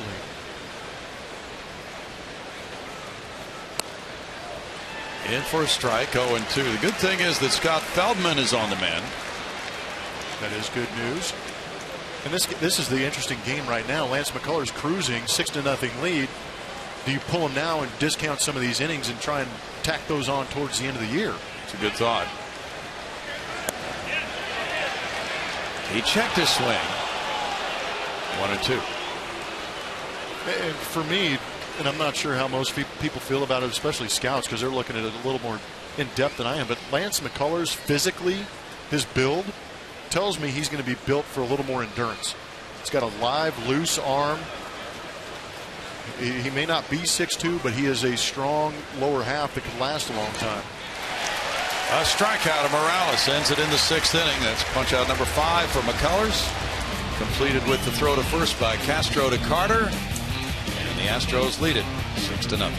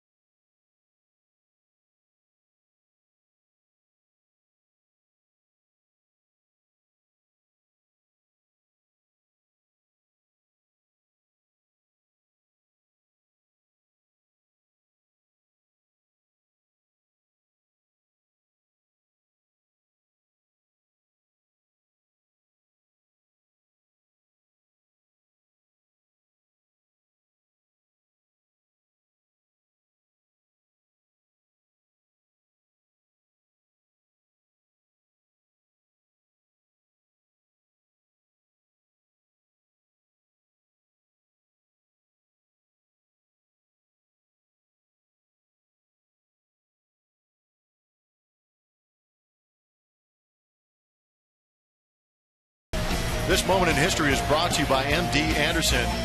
On June 29th, 1988, Craig Biggio collected his first big league hit against Orel Hershiser.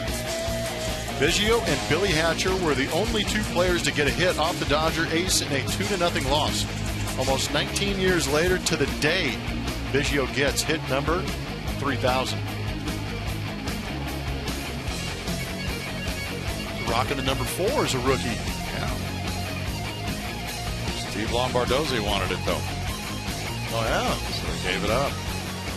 And history was made. Castro may have broken the bat on that one. Yeah, he's walking over to get another one on a foul. Strike one, leading off the home 6th inning. Jason with a sac fly in the 2nd, then struck out in the 3rd. He didn't shave for his first 8 years in the big leagues. Still don't shave. It's not necessary.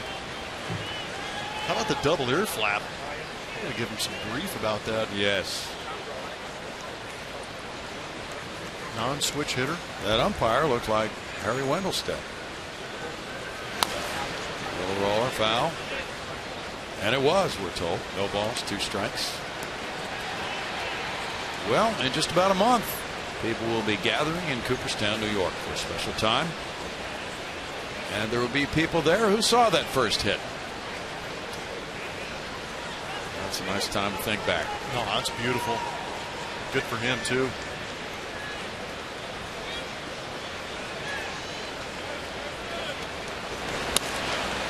Popped up. Mustakas in. 1 out. Reds lead the Twins 10-7. They're in the middle of the 7th inning in Cincinnati. Mike Leake was torched tonight. He started and gave up 7 earned runs in 4 innings. He had been pitching well, and his name is out there in trade rumors along with Johnny Cueto of the Reds. We're hearing tonight that the Reds regard themselves as still in the race. So they're not ready to talk about dealing Cueto yet. At least publicly. Right. That's well stated. Let's see how far the Reds are back. They are 16.5 games out. Plenty of season left. Well, there's the wild card race. So forget about the Cardinals being so good with a .680 winning percentage. So 34-40, 6 games under. And they might not be out of it. You know, with the 2 wild cards, to be close to 500 is to be in the wild card race, right? Yes. Well, they've got Votto and Phillips and that group, so they don't want to give up on it. Currently 6.5 back. Okay. The wild card. There you go. Well, they're not out of it. So you're saying there's a chance. There is a chance. They don't want to forfeit the rest of the season by trading Cueto. Bouncer goes foul, but he will bring a nice price when the time comes. How about Chapman? Is he available? I've heard and read that he is. That would be a nice pickup. And a closer throwing about 100 miles an hour. Well, you know, the Toronto Blue Jays could use somebody like that. Wow. That would solidify the back end of somebody's bullpen for sure. 2-2 to Springer. He's 0 for 3 and fouls it away.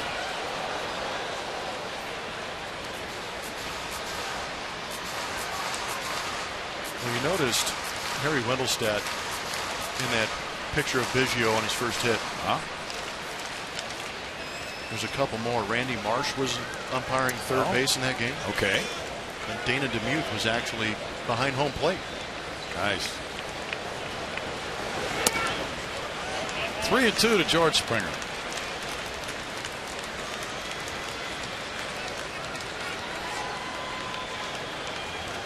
Six runs on 6 hits for the Astros. They've also drawn 5 walks tonight.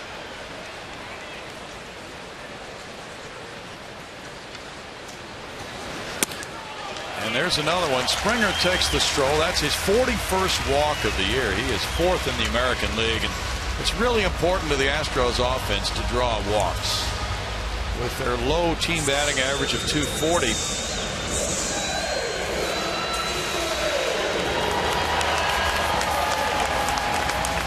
7 walks in a game is the high for the Astros this season. They have 6 right now. Altuve has one of those. Also a homer. Also a line drive to third base.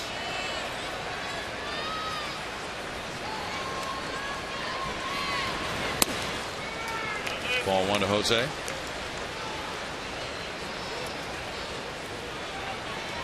Dodgers lead the Diamondbacks 1-0 in Arizona. They're in the bottom of the second inning.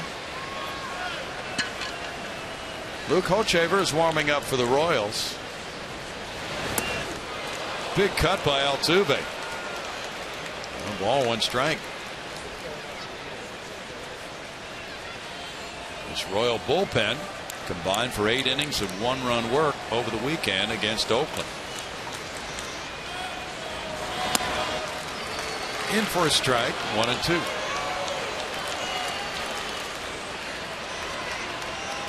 Kansas City with a 4-game winning streak swept the A's, winning 5-3 yesterday. So these Royals have been hot for a while. Rolled out to shortstop.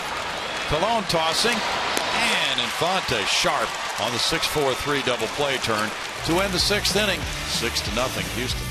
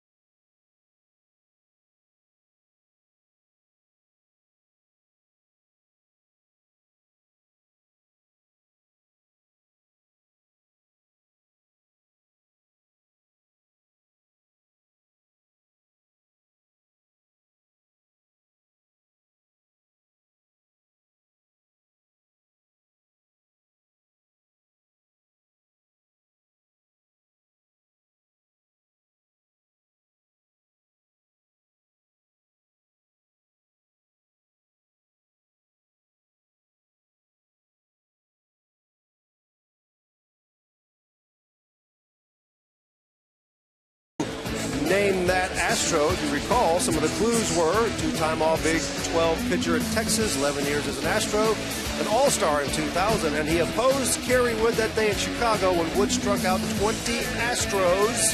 Before we put it up there, Brownie, you got a guess? Shane Reynolds. Shane Reynolds it is.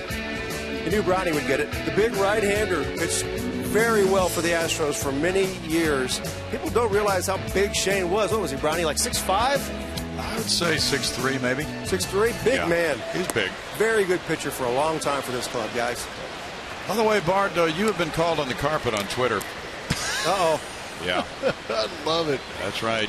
Brownie's all over it. Ted Ford, at Ted Ford, says that you did not give a Twitter to tweet this to. Not fair. Oh. Salvador Perez. How dare you not hashtag that? Yeah, but we do have answers from Ted Ford, who was correct, and John Block and Thomas. I consider myself duly chastised. Well, it's okay. There's a shot to left field. Salvador Perez drops the bat, goes into the home run trot. He hit it above those community billboards, and on the 2-0 pitch, it's home run number 13 for Salvador Perez. That gets the Royals on the board, trailing 6-1.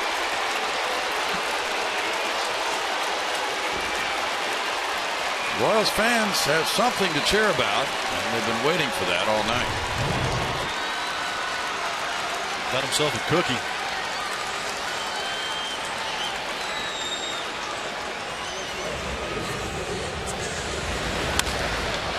Well, you lead off an inning, down 6 runs. Why not give it a shot? Yeah. Got a pitch to hit. 2-0 pitch, and he ripped it. Alex Gordon is next.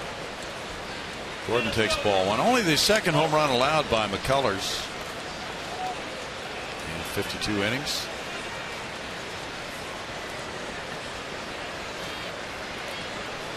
Perez strikes again. 13 bombs for the big man. He catches almost every game.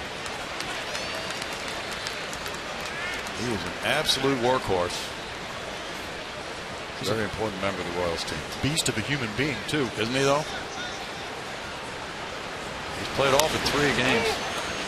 Tapped to Carter at first. 1 out as McCullers comes right back to get the next man after the home run. Good to see him making the adjustment. How about this for the home run picture of these two clubs, Jeff Blum? The Astros have hit 112. The Royals have hit 56. It's amazing, isn't it? They scored, but they've averaged 4.4 runs. They've both averaged the same runs per game. Royals second in batting average. Astros 13th. Rios with strike one. It appears the batting average is overrated, Blum. I am in complete agreement over that. I just wish a lot of the scouts had looked at me signing that. Joe Thatcher and Will Harris getting loose as McCullers approaches 100 pitches. Paid attendance tonight is 20,419. And the reason I think batting average is overrated, it's just it's production. Are you driving in runs? Are you scoring runs? There's two teams finding different ways to do it, and I think the Astros playing here at a home run friendly ballpark have added some bats that can drive it out of pretty much any ballpark in the major leagues, as opposed to a big ballpark in Kauffman Stadium where you need a little more speed and get on base. Rios strikes out. That's number 6 for McCullers. Looking for games on certain days of the week with giveaways, your favorite rivalries, or maybe a little of each? With the Astros 14-game flex plan, you get to pick the games and seat locations that work best for you. Purchase your 14-game flex plan today by visiting astros.com/tickets or calling 1-877-9-ASTROS. Ball 1 to Omar Infante. Infante 0 for 2 tonight. How about the stolen base numbers between each team? Okay. Because the Astros do like to run. That's where you think the Royals would be a little more aggressive. True. Not so. Astros 61 of 81 in steals. Royals 43 of 60. So when the Royals do get on base, they're just sitting around waiting for a base hit to drive them in. 1 and 2.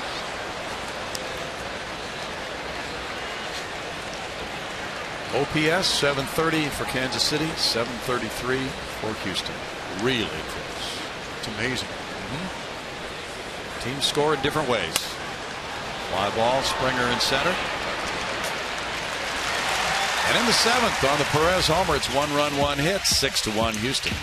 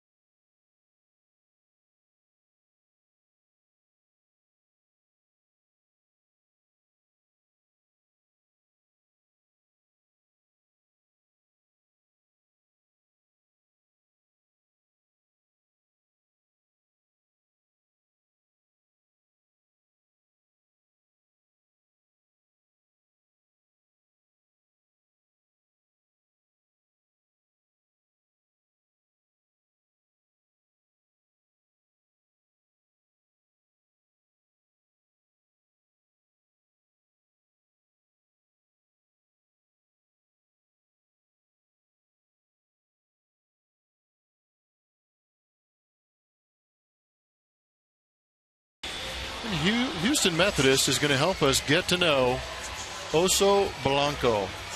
That is Evan Gattis' favorite player. God, make me feel old, but favorite player growing up.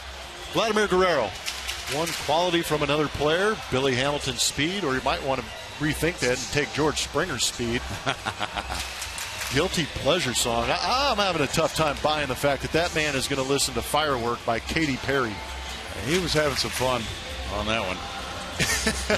Yeah. Give you some insight into the ball player's humor. Can you imagine El Oso Blanco with the speed of Billy Hamilton? Oh, how many triples does Billy Hamilton have? Gattis has got 3 or 4 now, doesn't he? Good point. Hamilton may not have 3 or 4. We'll have to check on that. Luke Hochevar in 13 games after missing all of last year, working his way back. He had Tommy John surgery a year ago, but he could be a big factor here in the second half. Hamilton has 3 triples. So he is living his dream. Yeah. How about that? Carlos Correa 0 for 3 tonight. Facing Hochevar. Finnegan went 3 1/3, allowing 1 hit, 1 run, walking 2, fanning 2. Line shot is tag foul. I thought Evan Gattis was going to say, instead of the speed, maybe Jake Marisnick's hair or something. Well, yeah. There's that. Jake, by the way, about to go out on an injury rehab assignment. It's good news. Yes.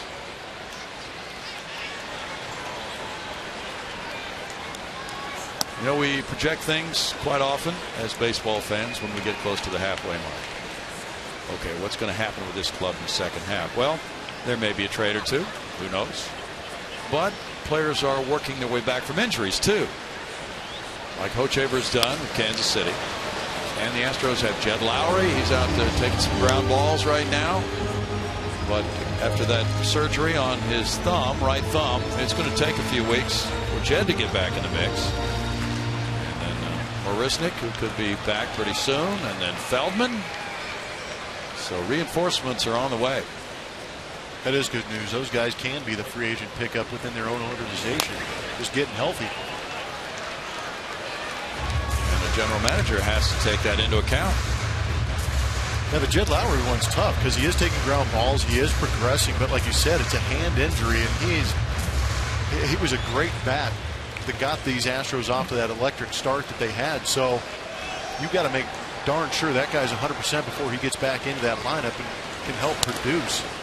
He had a tremendous month of April. Oh, unbelievable. He was putting together some of the best big league at bats that a lot of Astro fans have seen in a long time. And being the contact hitter that he is, reinserting him into this lineup could be very meaningful. Oh, absolutely. If he can swing it, granted the April numbers were off the charts good, but the quality of at bat that Jed Lowry was putting together for me, inserted into this lineup, would create so much depth and opportunity for these Astros that it would be a blast to watch these guys try and produce with him in it. Here's a matchup. Hochevar was the first player drafted overall in 06. Correa, first player drafted overall in 12. Should be pretty good.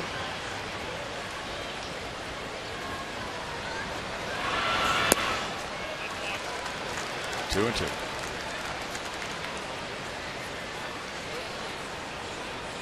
So Hochevar still with his original club. So 9 years later. That's pretty unusual. Foul back. Still 2 and 2. Yeah, this day and age, that is true. Luke went to the University of Tennessee where he was 25 and 10. He's been a starter more than a reliever in the big leagues. He pitched only in relief in 2013 before missing all of last year. Bouncing now when he goes to a full count now. And Carlos Correa. Well, tonight it's a matchup of lefties. The Yankees and the Angels in Anaheim. Sabathia and C.J. Wilson. Just getting underway. Brett Gardner already has a double. His 20th of the year. He felt bad about missing that fly ball hit by Correa yesterday. A shot on the ground to Stockus. 1 out. There are quite a few Royals fans here tonight. They were down for batting practice. Astros 4 ahead of the Angels, 4.5 ahead of the Rangers. Rangers have won tonight in Baltimore, 8-1. These guys are on a good run. Yes, they are. What about the Mariners 9 games out? What do you think they're feeling right now? They're nurturing the hope that there is hope. That's a good way to put it. Valbuena's 2 for 3. Strike to Valbuena. Just curious I would be curious to hear how other GMs in the American League West are viewing the Astros, this being in first place this late in the season. Do they feel that they need to go out and make that big move to try and catch up? Or are they just going to sit where they're at and hope that the Astros come back to them? Right. Well, as the Royals proved last year, they trailed by 4 going to the bottom of the 8th against Oakland in that wild card playoff game, and they won it in extra innings. So that 1-game wild card playoff is a crapshoot. It really is. So going for the division means a whole lot the way the playoffs are structured. I couldn't agree more. You assure yourself a spot in that first round of playoffs instead of having to play that, run that gauntlet of a wild card game to get in. Or it could be a good thing like it proved to be for the Royals. Valbuena struck out. Joe Thatcher warming up for Houston. It'll be the halfway point in the season after the Astros leave on this road trip now. Still a lot of baseball to go. It's a very favorable position, but 81 games to go after that. 81. That's a lot. 81 A lot of things can happen. You are going to get those guys back healthy, hopefully, but you're also run the risk of somebody else breaking down later on in the season. You got young pitchers. How are they going to last? Even Carlos Correa has not played a season that goes into September. So how are his legs going to hold up? That's important. Ball one to Carter. How are the Astros going to handle having that target on their back down the stretch? I really hope they're embracing it because there is no other feeling like it. 1 ball, 1 strike. Well, we haven't seen any sign. They've had a little bad week here and there, but no real sign that they're cracking under the pressure of it. And that's what I think will worry other teams around the league. Is we talked about it early in the year. You just don't want to have too many of those deep valleys when you're going through the season. You don't want to have too many highs. Just try and maintain the status quo. But they haven't had that massive losing streak that put them out of it. I think a lot of it goes back to the starting pitching. A couple of good stoppers in that rotation will keep you from having too many losing streaks. Yes. 2-1. Dallas Keuchel goes tomorrow night. He has been absolutely superb this year. He's 9-3 with a 2.17 ERA. Colin McHugh came up with another spectacular game yesterday. Colin is a 9-game winner. This is the first staff with 2 9-game winners on it. Carter fouls it away. 2-2. And usually when the general manager is putting the club together and thinking playoffs in this kind of position, who are my 3 playoff starters? That becomes really foremost in his thinking. Yes, because the way the scheduling is, well, the first round is best 3 out of 5, and after that, with TV schedules and timing, you can go to a 3-man rotation. Carter's down on strikes. Orchaber has a 1-2-3 7th inning with 2 punch outs. The Astros lead it 6-1.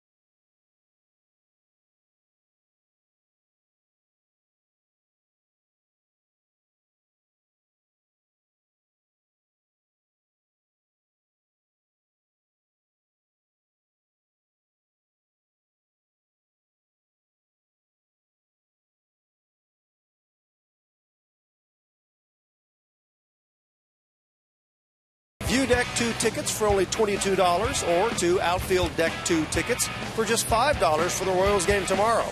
Tickets can be purchased at the Minute Maid Park box office. Rowdy, back up to you. Well, that's a great buy, and certainly quality baseball for people tomorrow night. And Keichel's Corner is there as well. Folks can get tickets in that section of the ballpark, get the T-shirt, get the beard. Joe Thatcher is 1-2 with a 2.16 ERA. Just think about it. The agony of growing a beard. You can acquire one instantaneously tomorrow night without any of that. You may have to do that. You need to get one. On it. Christian Colon and Joe Thatcher in the game for Houston. After Lance McCullers has a big night. 7 innings, 4 hits, 1 run, 2 walks, 6 strikeouts, 102 pitches. Fly ball left field. Tucker backing on it. And right there in front of the big wall. 1 pitch, 1 out for Thatcher. It was a good night for Lance McCullers, youngster going out there, doing his thing. He loves pitching at home. Had fantastic numbers coming into this game. They're facing a pretty good lineup that doesn't strike out a lot. Puts the ball in play, makes him work, but he did a great job getting 6 strikeouts in this game. Had a great fastball. Really didn't see the changeup at all, but going straight to that slider to get those punch outs against this tough Kansas City Royals team. Jason Frazier warming up for Kansas City as Gerard Dyson bats. Dyson a double and a walk tonight in 3 trips. That's ball 1 up to him.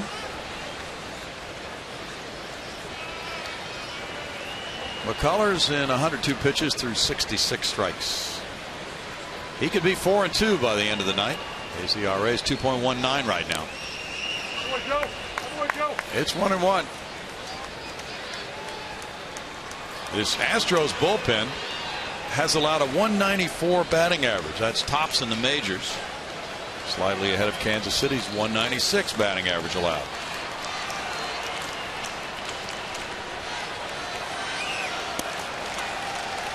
It's 2-1. And the Astros relievers have 3.69 strikeouts for every walk.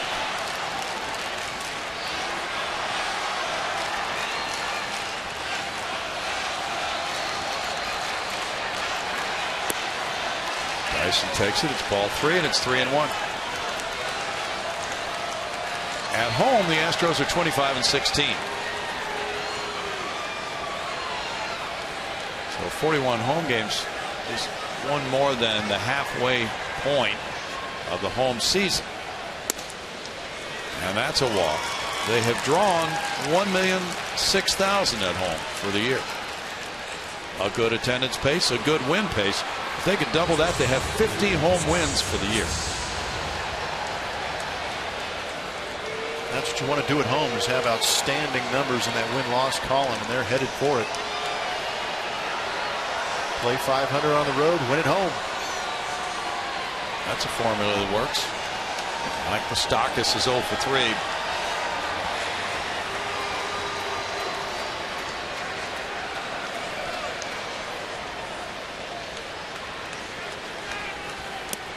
In tight. That's ball 1. Thatcher's a guy who can work a lot. 29 appearances for Joe. This is the 79th game. Wandy Rodriguez goes to 5-3, beating Bud Norris's 2-7. Rangers 8, Orioles 1. A final. A strike in there. Almost got hit by that previous pitch. Thought I heard 2 noises initially on the field, Mike, but almost looks like it changes direction. I'm not sure. Yeah. Maybe he didn't want to take his base. If I'm hitting 322, I wouldn't either. Ground ball first. Carter drops it and has no play at second. He got out number 2 while Dyson was sliding into second base. Tomorrow's pitching matchup is presented by Chevron. They want you to care for your car. Talked about it. Beard going out there. Dallas Keuchel 9-3 on the season, 2.17 ERA, whip below 1. Danny Duffy going for the Kansas City Royals. Left-hander, throws hard, got a good breaking ball. Hasn't been pitching much. When he has, he's been getting beat around a little bit. Opponent batting average at .310. Will Harris is on his way in. It's Keuchel tomorrow night. Tonight it was McCullers, and it's 6-1 Houston.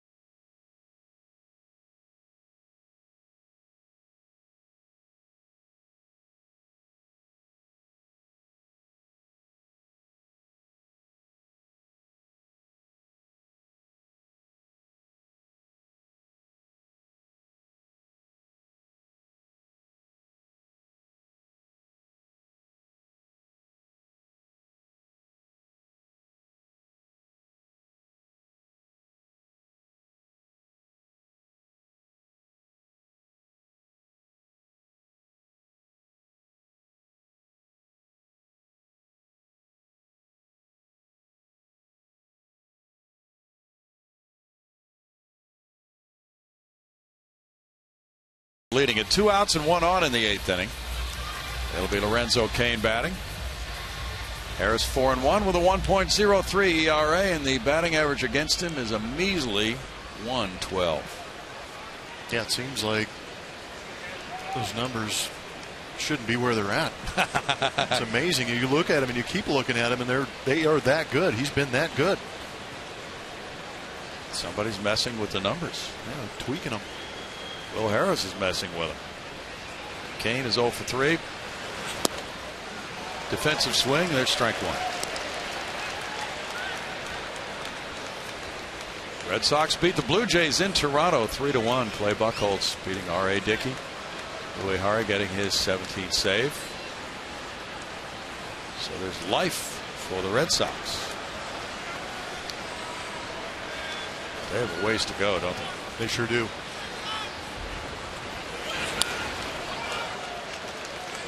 Tell you what, though, beating the Blue Jays up in Toronto is doing something. It really is. And Toronto was 18-7 in June, tied with St. Louis for the best record in the majors so far this month. Prior to that,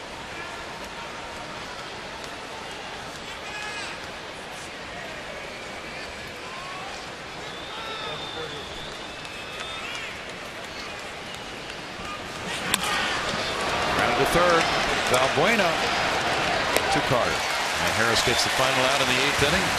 No runs, no hits, a man left. Keep your eyes open, little guys. It's 6-1 Houston.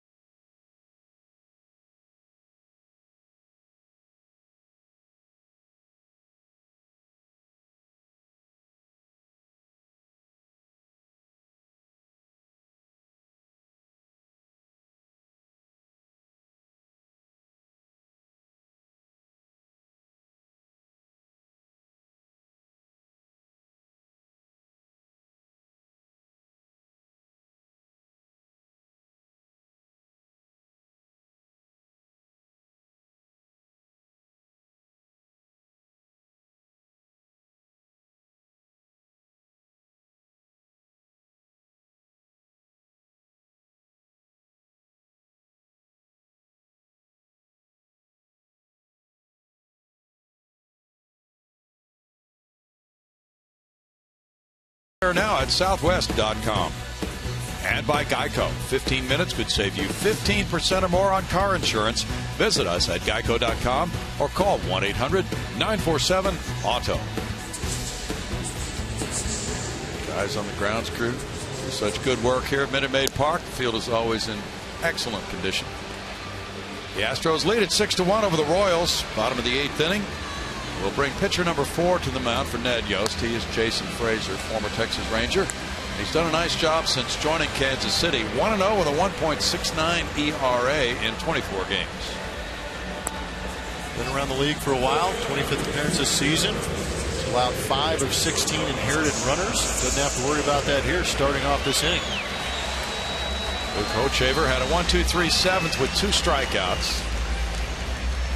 Frazier, now 37 years old. He was acquired in a trade for Spencer Patton last July, going from Texas to Kansas City. Overall, he had 61 appearances last year. Durable right-hander from Chicago. Went to Southern Illinois. He has more than 650 career appearances. John Singleton has walked twice, scored twice, and struck out. Strike 1 to Singleton.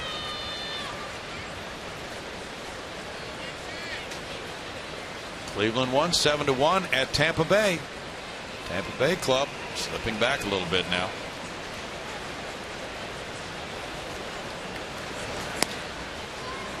It's 1-1. Astros will be playing them soon on the final leg of the 3-city road trip. Boston and Cleveland preceding it. Baltimore and Tampa Bay were in a virtual tie for the AL East lead when play began today, with New York just a half game back and Toronto 1 game behind. Boston in the cellar 8 behind before beating Toronto tonight. 1-2.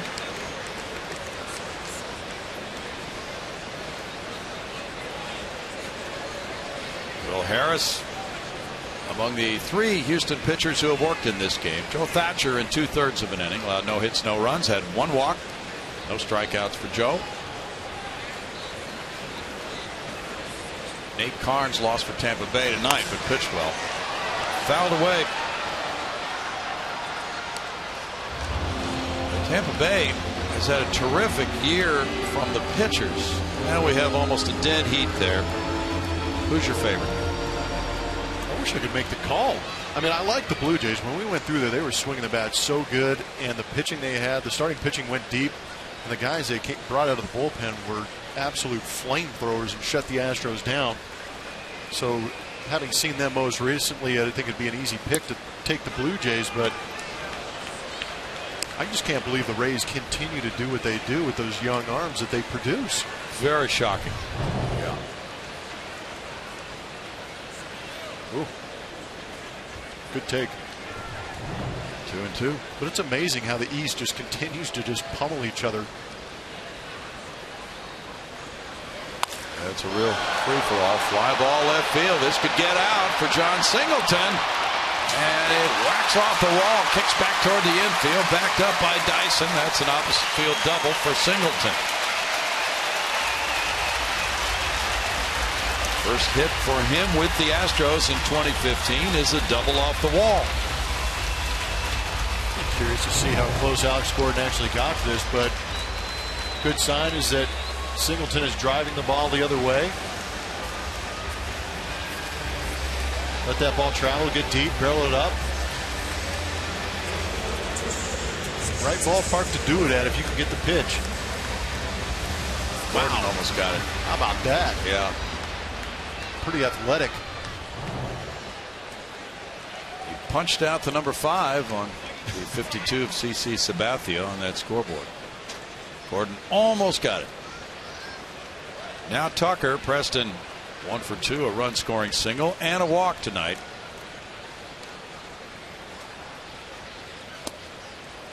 There's strike 1. In Cleveland's 7-1 win at Tampa Bay, Jason Kipnis went 3 for 4. He's hitting .348, .424 on base percentage, .510 slugging percentage. So an OPS of .934 for Jason Kipnis. It's a strike and it's 0-2. And that's the reason why the vote for Altuve is so important. If Infante gets voted the starter, you know who the backup's going to be. Yep.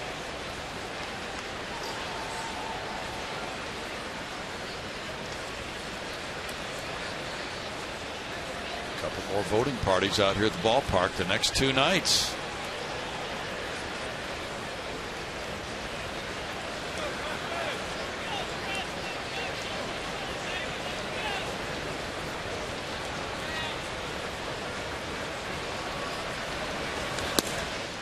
Outside for a ball. Well, it's tonight and tomorrow, but if 10,000 All-Star Game votes are received at Minute Maid Park on either night, fans with tickets will receive a free Chick-fil-A sandwich at any Chick-fil-A in the Houston area. Voting stations have been set up in the ballpark.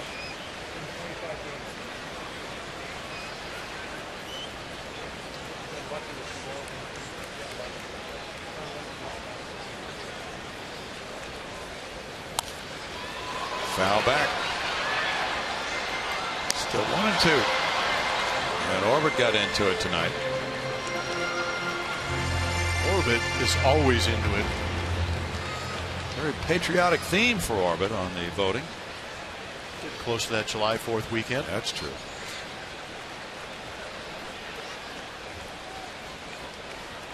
We were having coffee this morning, and Orbit said, "I think I'll rock the Uncle Sam outfit tonight."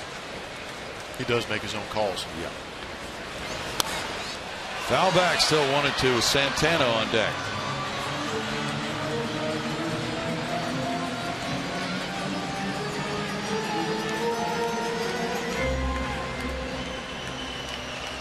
Do you get a different vibe coming back to this ballpark this year than last year? Absolutely.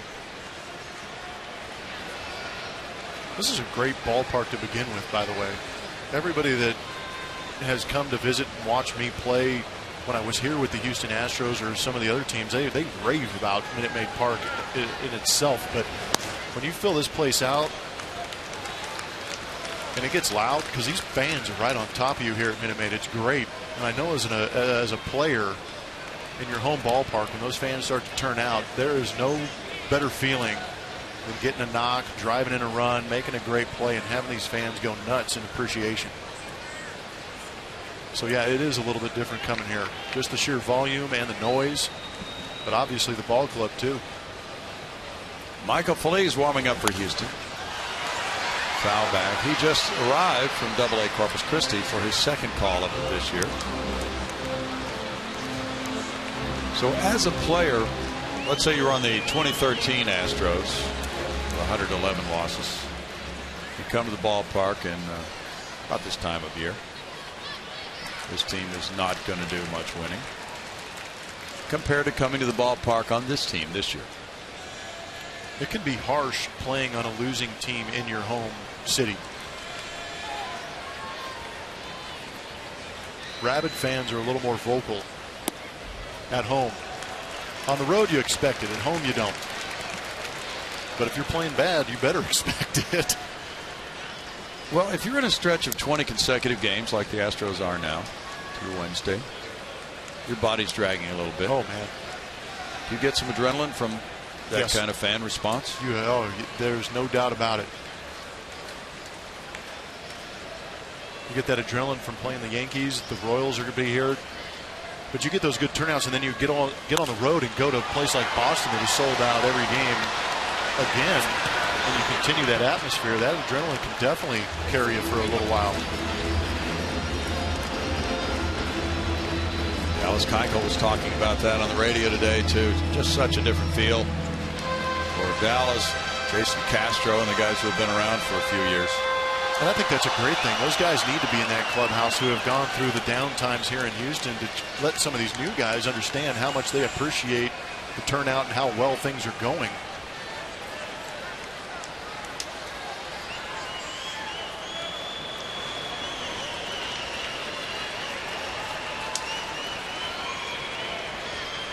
This will be the 10th pitch to Preston Tucker.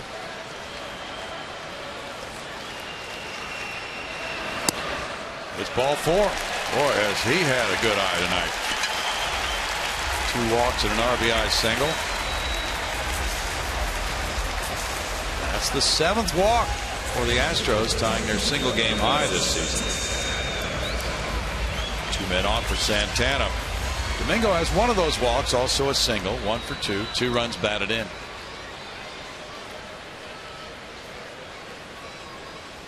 Dodgers 4, Arizona nothing. They're in the 4th in Arizona. The Dodger club very strong. Ethier hit his 10th tonight. That's Monty Grandal, number 11. Jock Peterson, his 20th. Peterson, one of those top players who's come to the big leagues this year. He's just crushing the baseball and making tremendous catches. Really is. The Astros will be playing the Dodgers later this season.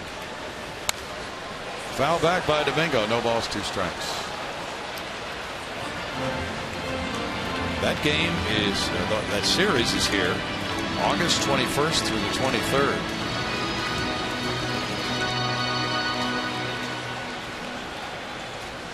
That should be some kind of series, you know what? That time of year, both teams playing as well as they are now, that could be real interesting. In the dirt, it gets away from Perez. Runners move up, throw to the back runner, and safe. Tucker was able to beat the tag. The throw was a little bit on the shortstop side, and Fonte had to reach to his right and then slap the tag back the other way. And both runners move up on the wild pitch. I'd expect the Royals players to linger a little bit as we get a look at what Salvador Perez was looking at. Pretty good reaction by him trying to get that trail runner, realizing he wouldn't get the runner at third, who got a great jump.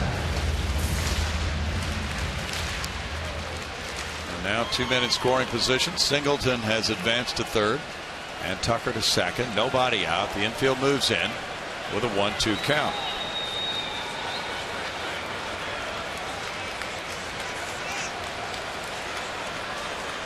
Jason Castro on deck.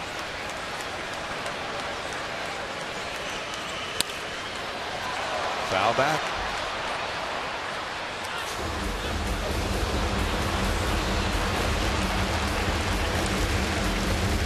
This date of June 29th has figured into these teams being in first place when they've both been in first place on June 29th.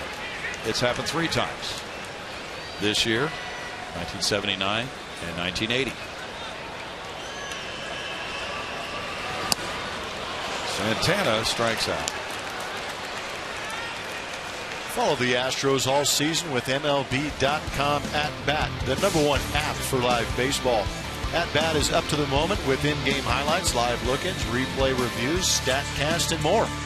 Get MLB.com At Bat for your smartphone or tablet. Infield stays in for Castro. Castro 0 for 2 with a sac fly. 1980, of course, the Royals went to the World Series. The Astros almost went. They lost that final game of that playoff series to the Phillies. Bounce foul. In 79, the Astros were in first place for a long time, but didn't quite make the playoffs.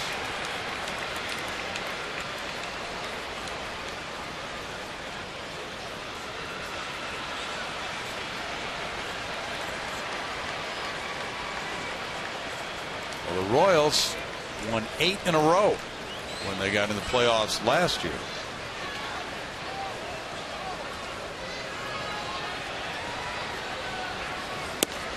In tight, 1-1. It's all about timing. Yeah. Get hot at the right time. They figured it out. Exactly what they did, and then they ran into the Giants and lost Game 7 of the World Series with Alex Gordon stopping at third.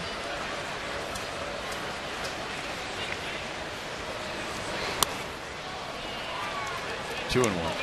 Did you think he should have tried to score? Man, well, now we can say sure, but at the time I was like, whoa. But he gets held up at third base because that lineup, that entire postseason, was getting clutch hit after clutch hit. They were driving in guys left and right when they crucially needed it. Just didn't happen that time. Because if he gets thrown out at home plate down that play, it's going to be an uproar. Yeah. 2 balls, 2 strikes. But on the other hand, if he scores, what an unbelievably exciting play. Yeah, people talk about plays like that for a few years afterwards sometimes. Springer's on deck. 6-7-0 for Houston with 5 left. 1-4-0 for Kansas City with 5 left. Castro's down on strikes. And Frazier really coming up with a couple of big punch outs with runners at second and third and the infield in. And he's got himself into a predicament with a leadoff double and then a walk. Here just climbs the ladder on Castro and blows him away.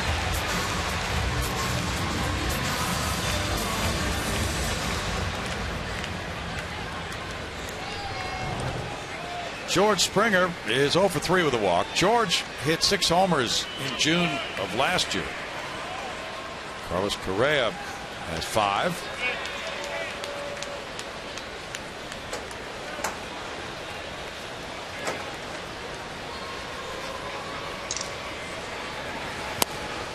Strike to Springer.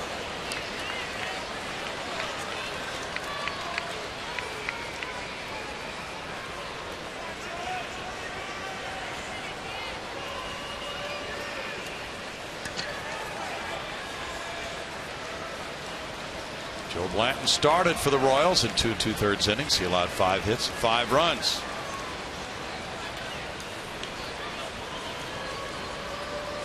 Tomorrow night they go with lefty Danny Duffy against Dallas Keuchel.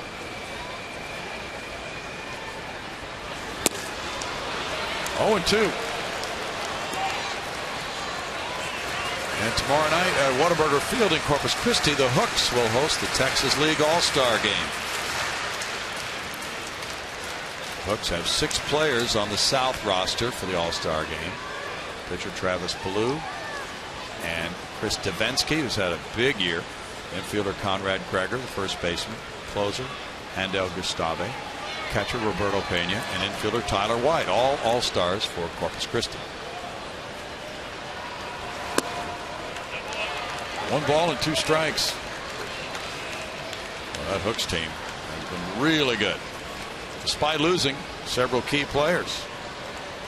Hooks are 51 and 25. Brett Phillips was just called up from Lancaster, and he had 2 for 3 night in only his 3rd game since the call up last night. Ground ball. Colon. With a low throw, and there's a good play.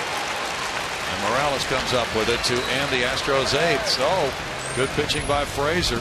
2nd and 3rd, nobody out, but nobody scores, and it's still 6-1 Astros.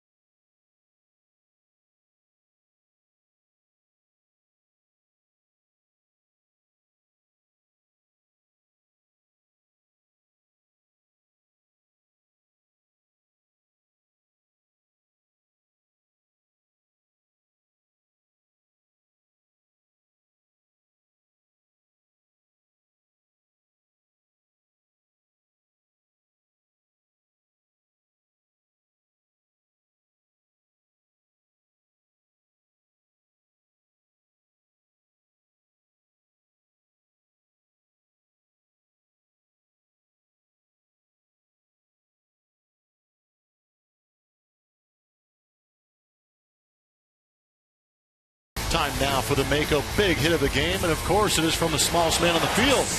Dropping the barrel on that fastball from Joe Blanton earlier in this game, his 2nd at bat. Launched it into that Crawford box. Big hit now, Altuve getting back in the swing of things. Not only is the average going up, but those home runs are piling up for him this year, too. Altuve hit number 7. That's part of the Astros night with the 6-1 lead. That came in the 3-run third inning. And they chased Joe Blanton. Now it's Kendrys Morales against Will Harris here in the 9th. And ball 1 to Morales, who's 0 for 2 with a walk.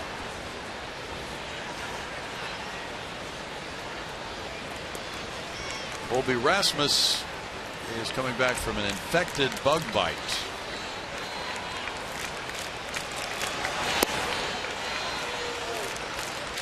That never sounds good, Brownie. No. You ever had that problem? I have not. I have avoided the insects. You're a lucky, lucky man. I am. He needed antibiotics today with an IV. Bouncer, and Altuve's over to his left. The one-handed toss to Carter. There's out number 1 for Will Harris. Blummer, you're 2 outs away from being, what is your record at Minute Maid Park this year? I'm not sure. I was pretty impressed with my road record, but the home record is starting to creep back into the mix. You don't keep that? No, I've got people for that. Okay. We'll have to hit them up after the game. How about that? Might end Kendrys Morales' 11-game hit streak. Okay. That's good news. Well, you're right on top of that one. And my winning streak apparently is about to increase. Will Harris and Salvador Perez, 2 down. He's trying to get you there in a hurry. I like it.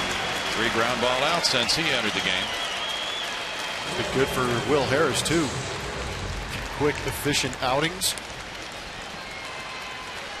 It'll be good for him. It'll be good for Luke Gregerson and Pat Neshek and the other guys in the bullpen. Tony Sipp, all those guys. Alex Gordon, the batter. Gordon is 1 for 3.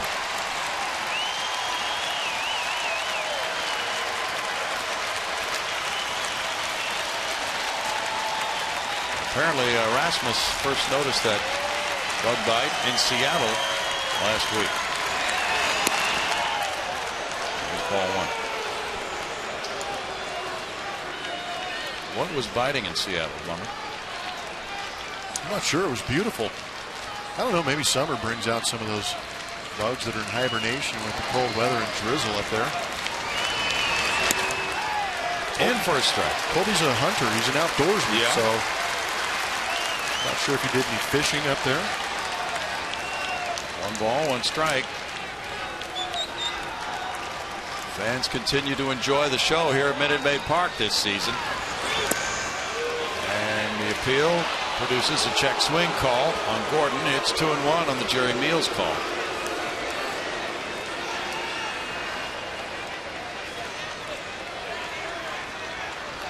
Astros perhaps a pitch away from halting Kansas City's 4-game winning streak. Houston aiming for win number 45 of the year. 3 balls and a strike. McCullers' 4th win of the season is right there in front of them. After splitting the 4-game series with the Yankees, the Astros hoping to get this leg up on the Royals. 3 balls, 2 strikes. Rios is on deck. Fans are standing. It's been a good night.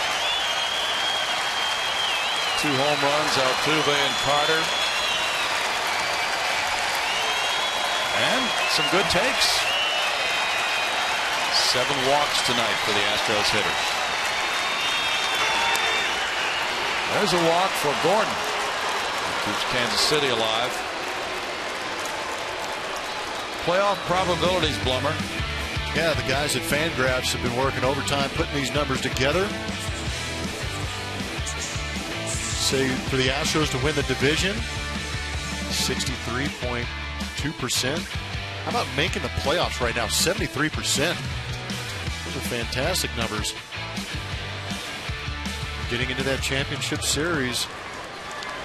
Just to have numbers on the board after the last 2 years has got to be gratifying for these guys to realize, you know. Oh, what a different environment. That's ball 1 to Alex Rios. Rios 1 for 3. Will Harris, a part of this big change in the bullpen. That was the most efficient area for the Astros last year. It's been terrific. In for a strike, 1-1. It's really revitalized this team. When the Astros had the lead after 6 innings, their record is 31-4. What a difference a bullpen makes.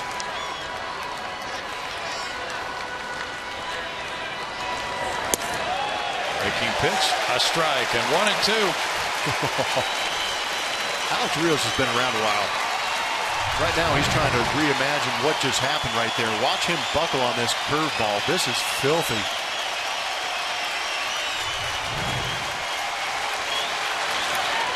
In the dirt. 2-2. Harris does have an outstanding breaking pitch. He throws it effectively with 2 strikes in the count. The Astros have had 6 straight years of losing seasons.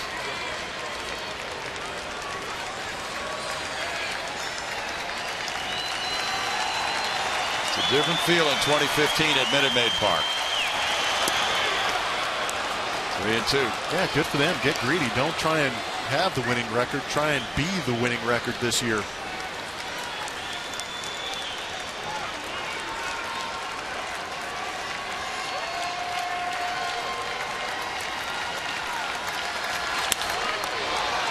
That's a liner to left field. Tucker over. And the Royals stay alive on the Rios single. First and second, 2 outs now for Infante.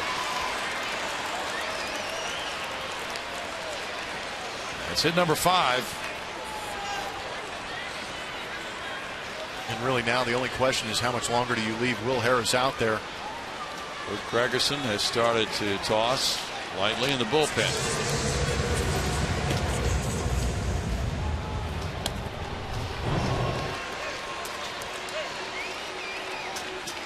Brent Strom is coming out. Fastball left up in the zone, and after seeing that breaking ball, Alex Rios was thankful for that.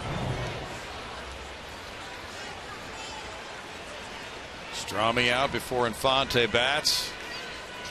Try to say something that will help Harris get this final out. Might be a situation where you just try and calm him down and get the breath back in his lungs. 2 outs. Focus on Infante.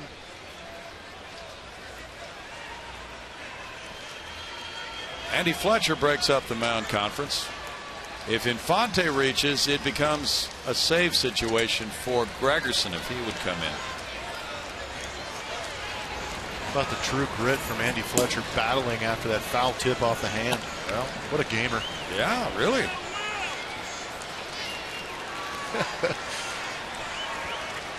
Look at that. Still holding on tight.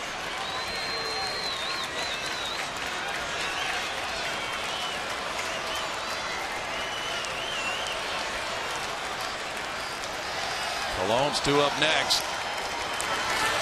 But there's some power on that Kansas City bench. Eric Hosmer. Should they get a chance to get the potential tying run to home plate, is available.